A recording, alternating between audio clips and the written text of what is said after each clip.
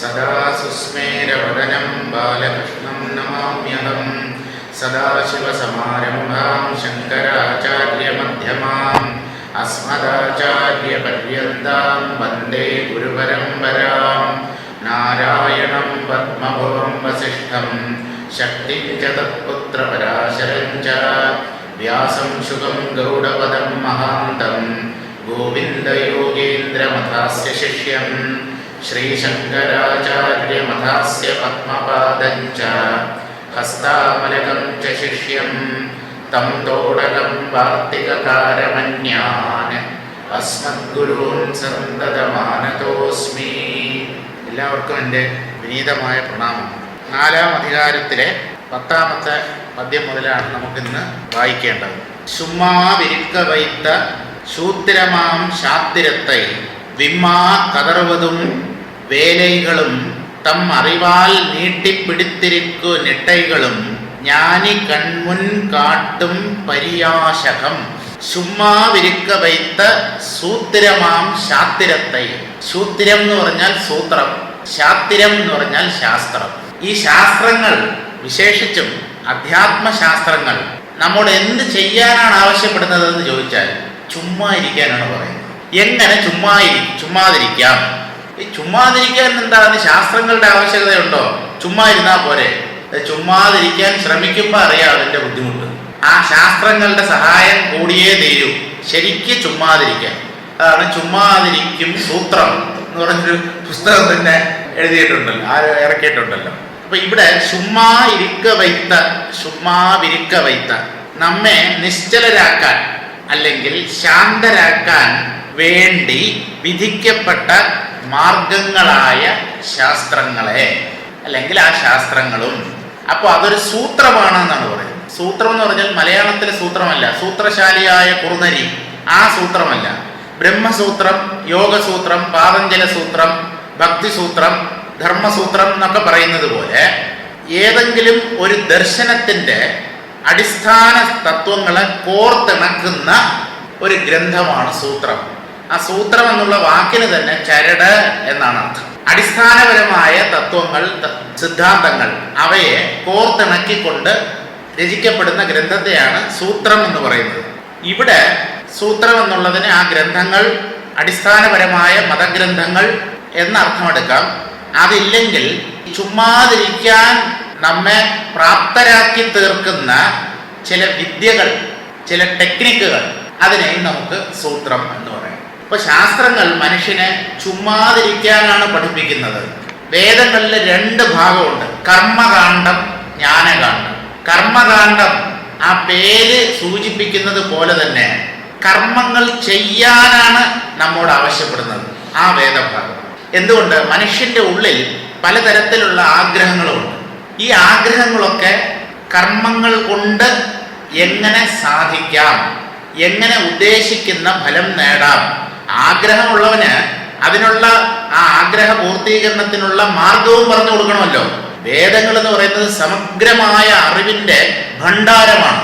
അപ്പൊ അങ്ങനെ വരുമ്പോ അതിൽ ജ്ഞാനകാന്ഡം മാത്രമേ പാടുള്ളൂ, കർമ്മകാന്ഡം വേണ്ട എന്ന് പറഞ്ഞാൽ ഭൂരിപക്ഷം ആൾക്കാർക്ക് ഈ കർമ്മകാന്ഡത്തിലാണ് താല്പര്യം. അപ്പൊ അത് എങ്ങനെ വേണ്ടാന്ന് വെക്കാൻ പറ്റും വേദത്തിന്? അതുകൊണ്ട് കർമ്മകാന്ഡ ഭാഗം വിധിക്കപ്പെട്ടു. യാഗയജ്ഞാദികൾ ചെയ്യൂ. എന്തിന്? സ്വർഗം കിട്ടാൻ, സന്താനപ്രാപ്തി ഉണ്ടാകാൻ. ഐശ്വര്യം വേണോ? അതിനുള്ള ഉപാസന, പൂജകൾ, മറ്റു കർമ്മങ്ങൾ, ഇതൊക്കെ അനുഷ്ഠിക്കൂ. അതൊക്കെ ചെയ്താൽ കിട്ടുമോ? വേദങ്ങളിൽ വിശ്വാസമുണ്ടെങ്കിൽ കിട്ടും. ഇത് വേദങ്ങളാണോ അവയെ ഫലിപ്പിക്കുന്നത്, അല്ലെങ്കിൽ കർത്താവിന്റെ ഉള്ളിലെ ശ്രദ്ധയോ എന്ന് ചോദിച്ചാൽ രണ്ടാമത്തതാണെന്ന് പറയേണ്ടി വരും. കർത്താവിന്റെ ഉള്ളിലെ ശ്രദ്ധയാണ് കർമ്മത്തെ ഫലിപ്പിക്കുന്നത്. അല്ലാതെ പുറത്തു നിന്നൊന്നും നമുക്ക് യാതൊന്നും കിട്ടാനില്ല. നമുക്ക് നേടേണ്ടത് നമ്മുടെ ഉള്ളിൽ തന്നെയുണ്ട്. പക്ഷെ അത് ഉള്ളിലാണെന്ന് പറഞ്ഞാൽ ഈ സാധാരണക്കാരായ ജീവന്മാർ അത് അംഗീകരിക്കുകയില്ല. അതുകൊണ്ട് എന്ത് ചെയ്യും?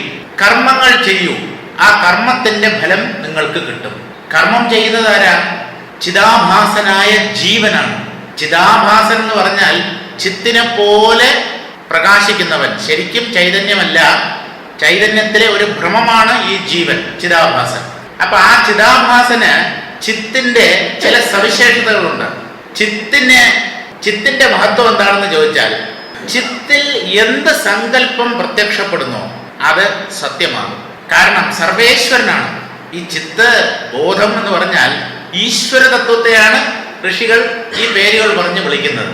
അപ്പോ അതിൽ ഉണ്ടാകുന്ന സങ്കല്പങ്ങളൊക്കെ സത്യമാകാനേ പറ്റൂ. പക്ഷേ ചിദാഭാസന്റെ സങ്കല്പങ്ങൾ, ആഗ്രഹങ്ങൾ, ഇച്ഛകൾ സഫലമാകാൻ കർമ്മത്തിന്റെ സഹായം കൂടി വേണം. വെറും സങ്കല്പം മാത്രം കൊണ്ട് നമുക്ക് ആഗ്രഹിക്കുന്നതൊന്നും നേടാൻ പറ്റില്ല. അപ്പോൾ കർമ്മത്തിന്റെ സഹായത്തോടു കൂടിയാണ് ജീവൻ തൻ്റെ ആഗ്രഹ പൂർത്തീകരണം, തൻ്റെ ആഗ്രഹങ്ങളെ പൂർത്തീകരിക്കുന്നത്. അപ്പോൾ അതിനുള്ള പ്രൊവിഷനും ഈ വേദങ്ങളിൽ ഉണ്ടാവണം. അതുകൊണ്ട് കർമ്മകാണ്ഡത്തെ പറഞ്ഞു. ഇനി ചിലർക്ക് ഈ കർമ്മം വേണ്ട, എനിക്ക് നിരന്തരമായ ശാശ്വതമായ മുക്തി, ആനന്ദം, എല്ലാവർക്കും ആനന്ദമാണ് വേണ്ടത്. പക്ഷെ ചിലർക്ക് കർമ്മം ചെയ്ത് ഓരോന്നും നേടുന്നതിലൂടെയുള്ള ആഗ്രഹമാണ്, ആനന്ദമാണ് വേണ്ടത്. മറ്റു ചിലർക്ക് വിവേകം ഉണ്ട്. അവർ എന്ത് ചെയ്യുമെന്ന് ചോദിച്ചാൽ, കർമ്മം കൊണ്ട് നേടുന്നതെല്ലാം അശാശ്വതമാണ് അഥവാ നശ്വരമാണ്. അതുകൊണ്ട് എന്തെങ്കിലുമൊക്കെ നേടിയാലും കുറച്ചു കാലമേ അതുകൊണ്ട് നമുക്ക് സുഖിക്കാൻ പറ്റൂ. ആ കർമ്മത്തിന്റെ ഫലം അനുഭവിക്കും തോറും കുറഞ്ഞു കുറഞ്ഞു വരും. അതുകൊണ്ട് ഈ കർമ്മം കൊണ്ട് നേടേണ്ടതായിട്ട് എനിക്ക് യാതൊന്നുമില്ല, എനിക്ക് കർമ്മം ആവശ്യമില്ല. അങ്ങനെയുള്ളവർ ജ്ഞാനകാണ്ഡത്തിന് അധികാരികളായി തീരും. അവർക്ക് നേരെ ഉപനിഷത്തിലേക്ക് പ്രവേശിക്കാം. മറ്റുള്ളവർ ഈ കർമ്മമൊക്കെ ചെയ്ത് കുറേയൊക്കെ ലൗകിക സുഖങ്ങളും ഒക്കെ അനുഭവിച്ച് അവസാനമായിരിക്കും അവരുടെ കണ്ണ് തുറക്കുന്നത്.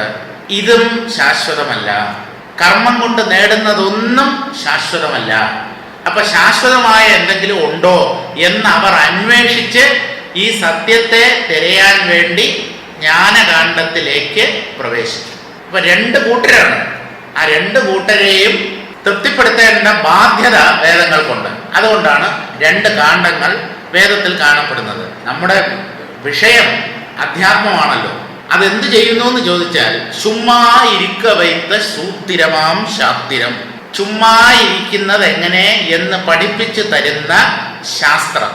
ആ ശാസ്ത്രത്തെ ബുദ്ധിപരമായി ഗ്രഹിച്ചിട്ട് സിദ്ധാന്തപരമായി മനസ്സിലാക്കിയിട്ട് എന്ന് പറഞ്ഞാൽ അനുഭവിക്കാതെ, സത്യത്തെ സാക്ഷാത്കരിക്കാതെ ഈ കാര്യങ്ങളൊക്കെ വേദാന്ത ഗ്രന്ഥങ്ങളും ഒക്കെ പഠിച്ച് ഉപനിഷത്ത് പഠനമൊക്കെ പൂർത്തിയാക്കി അവർ എന്ത് ചെയ്യുന്നു എന്നറിയാമോ?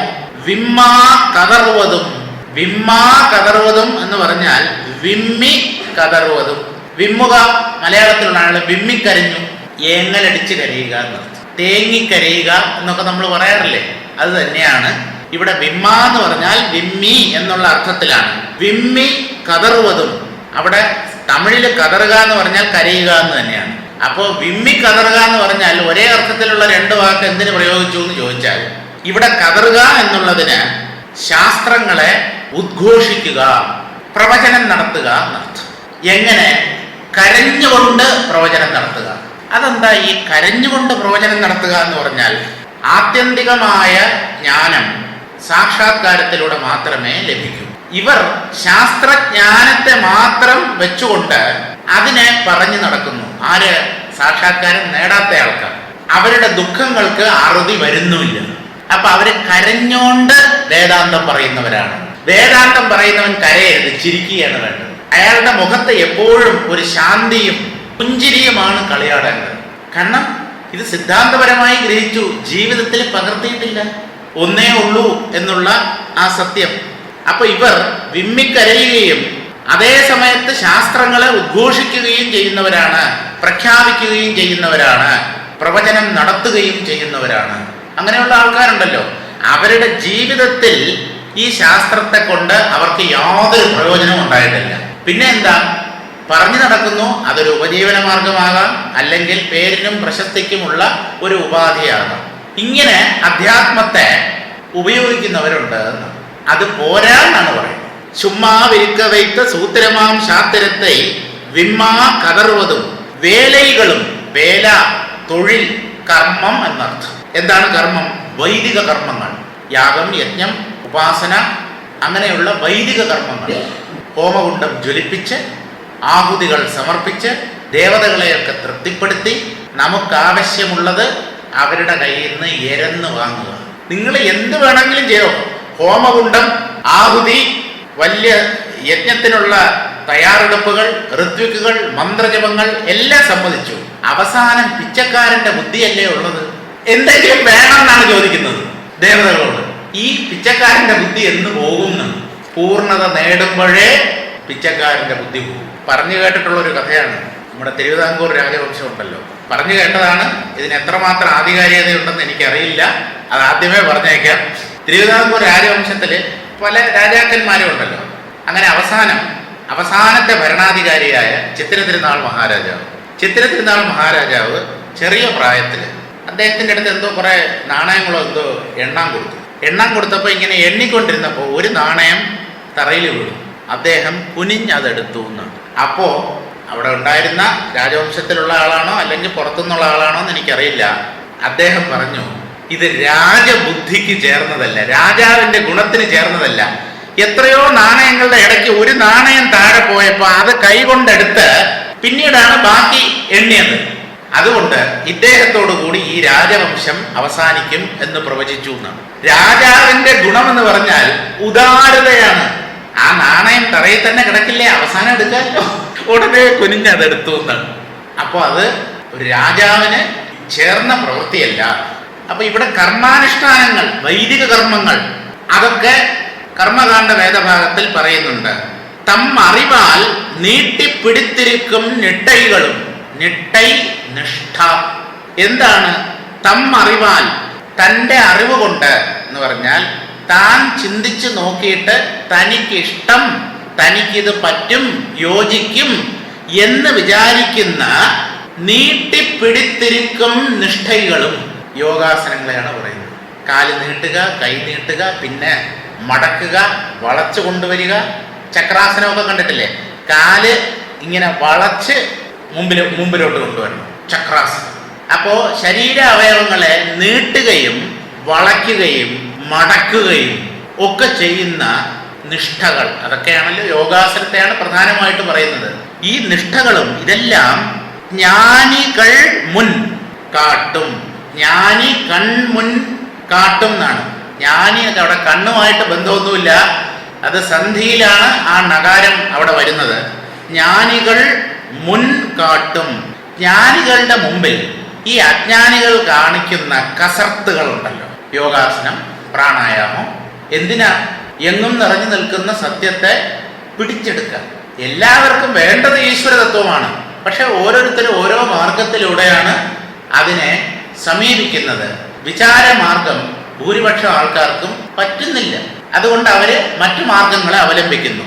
അപ്പോൾ ഇങ്ങനെയുള്ള, അതായത് ഈ ശാസ്ത്രങ്ങളെ ഉദ്ഘോഷിക്കുകയും സാക്ഷാത്കാരമില്ലാതെ ഉദ്ഘോഷിക്കുകയും വൈദിക കർമാനുഷ്ഠാനങ്ങളും തൻ്റെ മനസ്സിനിഷ്ടപ്പെട്ട യോഗാസനങ്ങളും മറ്റ് നിഷ്ഠകളും എല്ലാം പെടും. ഒരു സാധകൻ ചെയ്യുന്ന എല്ലാം പെടും, വിചാരം ഒഴിച്ച്.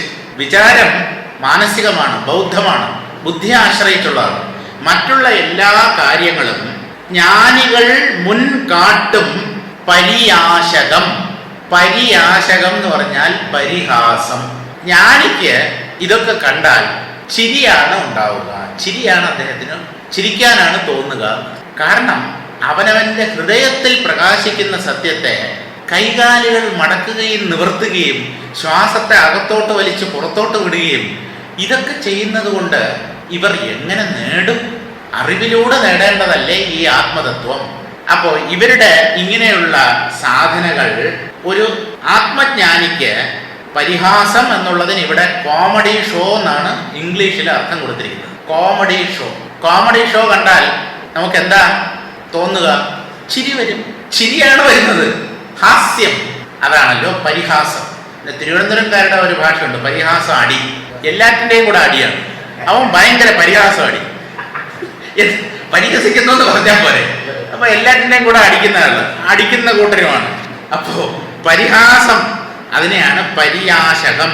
ജ്ഞാനികളിൽ ചിരി ഉണർത്തുന്ന ചേഷ്ടകളാണ് ഈ സാധകന്മാരുടെ ഭാഗത്ത് നിന്നുണ്ടാവുന്നത്. ഇതിൻ്റെ അർത്ഥം യോഗാസനവും പൂജാവിധികളും അതുപോലെയുള്ള മറ്റ് നിഷ്ഠകളും വ്രതാനുഷ്ഠാനങ്ങളും വേണ്ട എന്നാണോ? വേണ്ടെന്നല്ല. അതൊക്കെ ഒരു ഉപാധിയാണ്. ഏതെങ്കിലും ഒരു ഘട്ടത്തിൽ ത്യജിക്കപ്പെടേണ്ടതുമാണ്. ആജീവനാന്തം യോഗം അനുഷ്ഠിക്കുക. എത്ര കാലം നിങ്ങൾക്ക് യോഗാനുഷ്ഠാനം ചെയ്യാൻ പറ്റും? ആസനങ്ങൾ ഏത് പ്രായത്തിലും ചെയ്യാൻ പറ്റുന്ന ഒരു ആസനം ശവാസനമാണ്. അതിന് പ്രായ വ്യത്യാസമേ ഇല്ല. ചുമ്മാ കിടന്നാൽ ശരിക്കും ഏറ്റവും പ്രയാസമുള്ളതാണ് ശവാസനം. ശരീരത്തിലെ എല്ലാ അവയവങ്ങളെയും റിലാക്സ് ചെയ്ത് അതിലുപരി മനസ്സ് നിശ്ചലമാണ്. ആ ഒരു ആസ്പെക്ട് ആരും പറഞ്ഞു കൊടുക്കില്ല. റിലാക്സ്, ശരീരത്തിന്റെ ജോയിന്റ്സ് ഒക്കെ, സന്ധികളൊക്കെ ഇങ്ങനെ അയച്ചിടുക എന്നാണ് പറയുന്നത്. ടെൻഷൻ പാടില്ല അവരുടെ. മനസ്സിനെയും ശാന്തമാക്കി നിർത്തുക. വാസ്തവത്തിൽ ആസനങ്ങളിൽ വെച്ച് ഏറ്റവും പ്രയാസം ശവാസനമാണ്. അവസാനം ചെയ്യുന്ന ആസനവും അതാണ്. കാരണം മറ്റ് ആസനങ്ങളൊക്കെ ചെയ്യുമ്പോൾ ചിലപ്പോൾ ശരീരത്തിൽ അല്പം വിയർപ്പുണ്ടാവും. ഇതാകുമ്പോൾ അങ്ങനെ നീണ്ടു നിവർന്ന് റിലാക്സ് ചെയ്യാനുള്ള ഒരു ആസനം എന്നാണ് യോഗശാസ്ത്രത്തിൽ പറയുന്നത്. അപ്പൊ ഇത്തരം ചേഷ്ടകൾ ജ്ഞാനികളുടെ ഉള്ളിൽ ചിരി ഉണർത്തും. അപ്പൊ ഈ ജ്ഞാനിയുടെ പ്രധാന ജോലി അജ്ഞാനികളെ പരിഹസിക്കുക എന്നതാണ്. ഒരു സംശയം വരില്ലേ? ഇന്നലത്തെ ഒരു പദ്യത്തിലും പറഞ്ഞു, ചിരി ഉണർത്തും. അജ്ഞാനികളുടെ ഈ ചേഷ്ടകൾ മാത്രമല്ല ജ്ഞാനിയിൽ ചിരി ഉണർത്തുന്നത്. അദ്ദേഹം തൻ്റെ അജ്ഞാന അവസ്ഥയിൽ സാധകനായി ഇരിക്കുമ്പോ പലതും ചെയ്തിട്ടുണ്ടല്ലോ, അതിനെയൊക്കെ ഓർത്ത് പിന്നീട് ചിരിക്കുന്നതാണ്. അപ്പൊ തൻ്റെ ചെയ്തികളെ ഓർത്ത് തന്നെ ചിരിക്കുന്നവനാണ്. എന്താ? വിഡ്ഢിത്തങ്ങൾ എന്തൊക്കെയോ കാണിച്ചു. ഈ വിഡ്ഢിത്തങ്ങളെ ഓർത്ത് ചിരിക്കാൻ ജ്ഞാനി ആവണമെന്നൊന്നുമില്ല. നമ്മൾ തന്നെ നമ്മുടെ ചെറുപ്പകാലത്ത് ചെയ്തിട്ടുള്ള പല കാര്യങ്ങളും ആലോചിച്ചാൽ ചിരി വരില്ലേ? പക്ഷെ ഞാൻ എന്ത് മണ്ടനായിരുന്നു, എന്തിനാണ് ഇങ്ങനെയൊക്കെ ചെയ്തത്? അതൊന്നും വേണ്ടിയിരുന്നില്ല. പലതും പുറത്ത് പറയാൻ കൊള്ളാത്തതായിരിക്കും, അങ്ങനെയുള്ളതായിരിക്കും. അപ്പോ പാകതയുടെ ഒരു ഘട്ടത്തിൽ അപക്വമായിരുന്ന സമയത്ത് താൻ ചെയ്ത പലതും അബദ്ധങ്ങളായിരുന്നു, വിഡ്ഢിത്തങ്ങളായിരുന്നു എന്നോർത്ത് സ്വയം ഓരോ വ്യക്തിയും ഉള്ളിൽ ചിരിക്കും, പുറത്തു പറയില്ലായിരിക്കും. ഇതുപോലെ തന്നെയാണ് ജ്ഞാനിയുടെയും സ്ഥിതി. അദ്ദേഹം ഈ അജ്ഞാനികളുടെ ചെയ്തികൾ കണ്ട് മാത്രമല്ല ചിരിക്കുന്നത്, താൻ പണ്ട് ചെയ്ത കാര്യങ്ങൾ പലതും ഓർത്ത് അദ്ദേഹം ചിരിക്കും, ഉള്ളിൽ ചിരിക്കും. ഇത് ഏകമായ അഭിപ്രായമാണ്. പഞ്ചദശിയിൽ ഇതേ കാര്യം തന്നെയാണ് പറയുന്നത് വിദ്യാരണ്യ സ്വാമികൾ. എന്തൊക്കെയാണ് ഈ സാധകൻ എന്നുള്ള നിലയിൽ നമ്മൾ ചെയ്തു കൂട്ടുന്നത്? തമിഴ്നാട്ടിലെ ഒരു സിദ്ധൻ പാടിയതാണ്. എനിക്ക് തോന്നുന്നത് പട്ടണത്താരാണെന്നാണ് തോന്നുന്നത്, അല്ലെങ്കിൽ തിരുമൂലരാണോ, തിരുമന്ത്രത്തിലെ പദ്യമാണോ എനിക്ക് ഓർമ്മയില്ല. പണ്ട് നാൻ പറിത്തറിந்த പന്മലർകളത്തിനെ പാഴിലേ ജപിത്ത് വിട്ട മന്ദിരങ്ങളത്തിനെ. പണ്ട് എന്ന് പറഞ്ഞാൽ എൻ്റെ അജ്ഞാനാവസ്ഥയിൽ ഞാനൊരു സാധകനായിരിക്കുമ്പോ പറിത്ത് എറിந்த പന്മലർകളത്തിനെ, പറിച്ച് എറിയുകയാണ് ചെയ്തത്, ഞാൻ പൂജിക്കുകയല്ല ചെയ്തത്. പൂക്കളെ പൂച്ചെടികളിൽ നിന്ന് പറിച്ച് വിഗ്രഹത്തിലേക്ക് എറിയുകയാണ് ചെയ്തത്. അങ്ങനെയല്ലല്ലോ. പുഷ്പസമർപ്പണം നടത്തുമ്പോൾ ഇങ്ങനെ 4 വിരലോ 5 വിരലോ ഉപയോഗിച്ച് ഇങ്ങനെ എടുത്തിട്ട് ഇങ്ങനെയാണല്ലോ അർച്ചിക്കുന്നത്. ഇങ്ങനെ എറിയാറില്ലല്ലോ ആരും. ഇങ്ങനെ എറിയുന്നത് എന്താ? പോറ്റി നമുക്ക് എറിഞ്ഞു തരുന്ന ചന്ദനം. ഇങ്ങനെയാണ് കൊണ്ടുപോയി സ്ഥലം കാലിയാക്കും. ബിംബത്തിൽ, വിഗ്രഹത്തിൽ പുഷ്പങ്ങൾ സമർപ്പിക്കുമ്പോൾ ഭക്തിയോടെ, ബഹുമാനത്തോടെ, ആദരവോടെ സാക്ഷാത് ജഗദീശ്വരൻ മുമ്പിൽ നിൽക്കുന്നു, അല്ലെങ്കിൽ ആസനസ്ഥനായിരിക്കുന്നു എന്നുള്ള ഭാവത്തോടു കൂടി സമർപ്പിക്കണം എന്നാണ്. പക്ഷേ ഈ അജ്ഞാനാവസ്ഥയിൽ ഭക്തിഭാവം ഉള്ളിലില്ല. അതുകൊണ്ട് ഞാൻ പൂജ ചെയ്തു എന്നൊക്കെ അന്ന് കരുതിയാലും ഇപ്പൊ തോന്നുന്നത് ഞാൻ പൂ പറിച്ച് എറിയുകയാണ് ചെയ്തത് എന്നാണ്. പണ്ട് നാൻ പറിത്തെറിந்த പന്മലർകളത്തിനെ, സുഗന്ധപുഷ്പങ്ങൾ, വിശേഷപ്പെട്ട പല വർണ്ണങ്ങളിലുമുള്ള പൂക്കൾ എത്ര എണ്ണമാണ് ഞാൻ പറിച്ചെറിഞ്ഞത്. ഇപ്പൊ പിന്നെ പറിച്ചെറിയേണ്ട, കടയിൽ നിന്ന് വാങ്ങിച്ചോണ്ട് വന്നിട്ട് എറിഞ്ഞാൽ മതി. പൂച്ചെടിയൊന്നും ഇല്ലല്ലോ ഒരിടത്തും, മണ്ണേ ഇല്ല. മണ്ണുണ്ടായിട്ട് വേണ്ടേ ചെടി നടാൻ. ഇനിയോ പാഴിലെ ജപിത്ത് വിട്ട മന്ദിരങ്ങളത്തിനെ, വെറുതെ പാഴിൽ ജപിച്ച എത്ര മന്ത്രങ്ങളാണ് എന്ന് പറഞ്ഞാൽ മന്ത്രത്തിന്റെ അർത്ഥമറിയാതെ, ഈ ഈശ്വരതത്വം എന്താണ് എന്ന് പോലും അറിയാതെ എന്തൊക്കെയോ മന്ത്രങ്ങൾ ഞാൻ വെറുതെ ജപിച്ചു തള്ളി. മിണ്ടനായി തിരിந்த പോതിറൈത്ത നീർഹളത്തിനെ. ഇനി അർഘ്യം തുടങ്ങിയ രീതിയിൽ ജലം കൈക്കുമ്പിളിലെടുത്ത് സമർപ്പിക്കുന്ന, അല്ലെങ്കിൽ ഉദ്ധരണിയിൽ വെള്ളം എടുത്ത് ഇങ്ങനെ ഒഴിക്കുന്ന പൂജാ ക്രമങ്ങളുണ്ട്. അതൊക്കെ ഞാൻ കുറെ വെള്ളം ഒഴിച്ചു കളഞ്ഞു എന്ന്. കുറെ വെള്ളം, അതൊന്നും അർഘ്യമൊന്നും ആയില്ല. കാരണം ആ മനസ്സിൽ ആ ഉദാത്തമായ ഭാവമൊന്നുമില്ലായിരുന്നു. കുറെ വെള്ളം ഇങ്ങനെ കോരി ഒഴിച്ചു. കൊച്ചു കുട്ടികൾ ഒരു ബക്കറ്റും ഒരു ഗ്ലാസും കൊടുത്തു കഴിഞ്ഞാൽ ഇങ്ങനെ വെള്ളം കോരി ഇങ്ങനെ ഒഴിക്കില്ലേ, അതുപോലെ എന്തൊക്കെയോ ചെയ്തു. അണ്ടർഗോൻ ഇരിപ്പിടം അറിന്തുണർന്ന ജ്ഞാനികൾ കണ്ടകോയിൽ അണ്ടർഗോൻ ഇരിപ്പിടം അറിന്തുണർന്ന ജ്ഞാനികൾ, ഇടയ്ക്കൊരു വാക്കൊണ്ട് മറന്നുപോയി, കൈയെടുപ്പതില്ലയേ എന്ന് പറഞ്ഞ് അവസാനിക്കും. യഥാർത്ഥ ഈശ്വരൻ എവിടെയാണ്? ബിംബത്തിലാണ്, വിഗ്രഹത്തിലാണ് എന്ന് വിചാരിച്ചാണ് ഞാൻ ഇതൊക്കെ ചെയ്തത്. അവസാനം കാര്യം മനസ്സിലാക്കിയപ്പോ അദ്ദേഹം ഈ പൂജകന്റെ ഹൃദയത്തിലാണ് എന്ന് മനസ്സിലായി. ആ ഹൃദയത്തിലിരിക്കുന്ന ഈശ്വരനെ ഏത് പൂവ് കൊണ്ട് അർച്ചിക്കും? അതിനും പൂക്കളുണ്ട് എന്നാണ്. ശമം, ദമം, ധ്യാനം, ജ്ഞാനം, മനസ്സിന്റെ മൂല്യങ്ങളാണ് ഹൃദയത്തിൽ സ്ഥിതി ചെയ്യുന്ന ഈശ്വരനെ അർച്ചിക്കാനുള്ള പുഷ്പങ്ങൾ. ചൈതന്യ കുസുമപ്രിയ എന്ന് പറഞ്ഞ ലളിതാ സഹസ്രനാമത്തില് ദേവിയുടെ ഒരു പേരുണ്ട്. ചൈതന്യമാകുന്ന പൂക്കളാണ് ദേവിക്കിഷ്ടം. ചൈതന്യം എന്ന് പറഞ്ഞാൽ അവിടെ ആത്മാനുഭവം അല്ലെങ്കിൽ ജ്ഞാനം എന്ന അർത്ഥത്തിലാണ്. അപ്പൊ ശരിക്കുള്ള ആ ഈശ്വര തത്വത്തെ അറിയുമ്പോൾ പണ്ട് നമ്മൾ ചെയ്തതൊക്കെ പിള്ളേര് കളിയായിട്ട് തോന്നുന്നതാണ്, കുട്ടിത്തമായിട്ടാണ് ഒരു ജ്ഞാനിക്ക് തോന്നുക. അപ്പൊ അതോർത്ത് അദ്ദേഹം ചിരിക്കാതെ വേറെന്ത് ചെയ്യും? അറിവാൽ നീട്ടിപ്പിടിത്തിരിക്കും നിട്ടൈകളും ജ്ഞാനികൾ മുൻ കാട്ടും പര്യാശകം എന്ന് പറഞ്ഞാൽ ജ്ഞാനികളിൽ അത് ചിരിയുണർത്തും. അവർക്ക് ഈ അജ്ഞാനികളുടെ സാധനാനുഷ്ഠാനങ്ങൾ ഒരു കോമഡി ഷോ ആയിട്ട് തോന്നും. പുറത്ത് പരിഹസിക്കില്ല, കാരണം താനും ഇതേപോലെ ഒരു ഘട്ടത്തിൽ നിന്നിട്ടാണ് ഇപ്പൊ വന്നത്. അപ്പൊ പുറത്ത് അയാളെ പരിഹസിക്കാനുള്ള നിവൃത്തിയില്ല, പക്ഷെ ഉള്ളിൽ ചിരി വരും. അതാണ് അതിന്റെ മലയാളം വ്യാഖ്യാനം വായിക്കാം.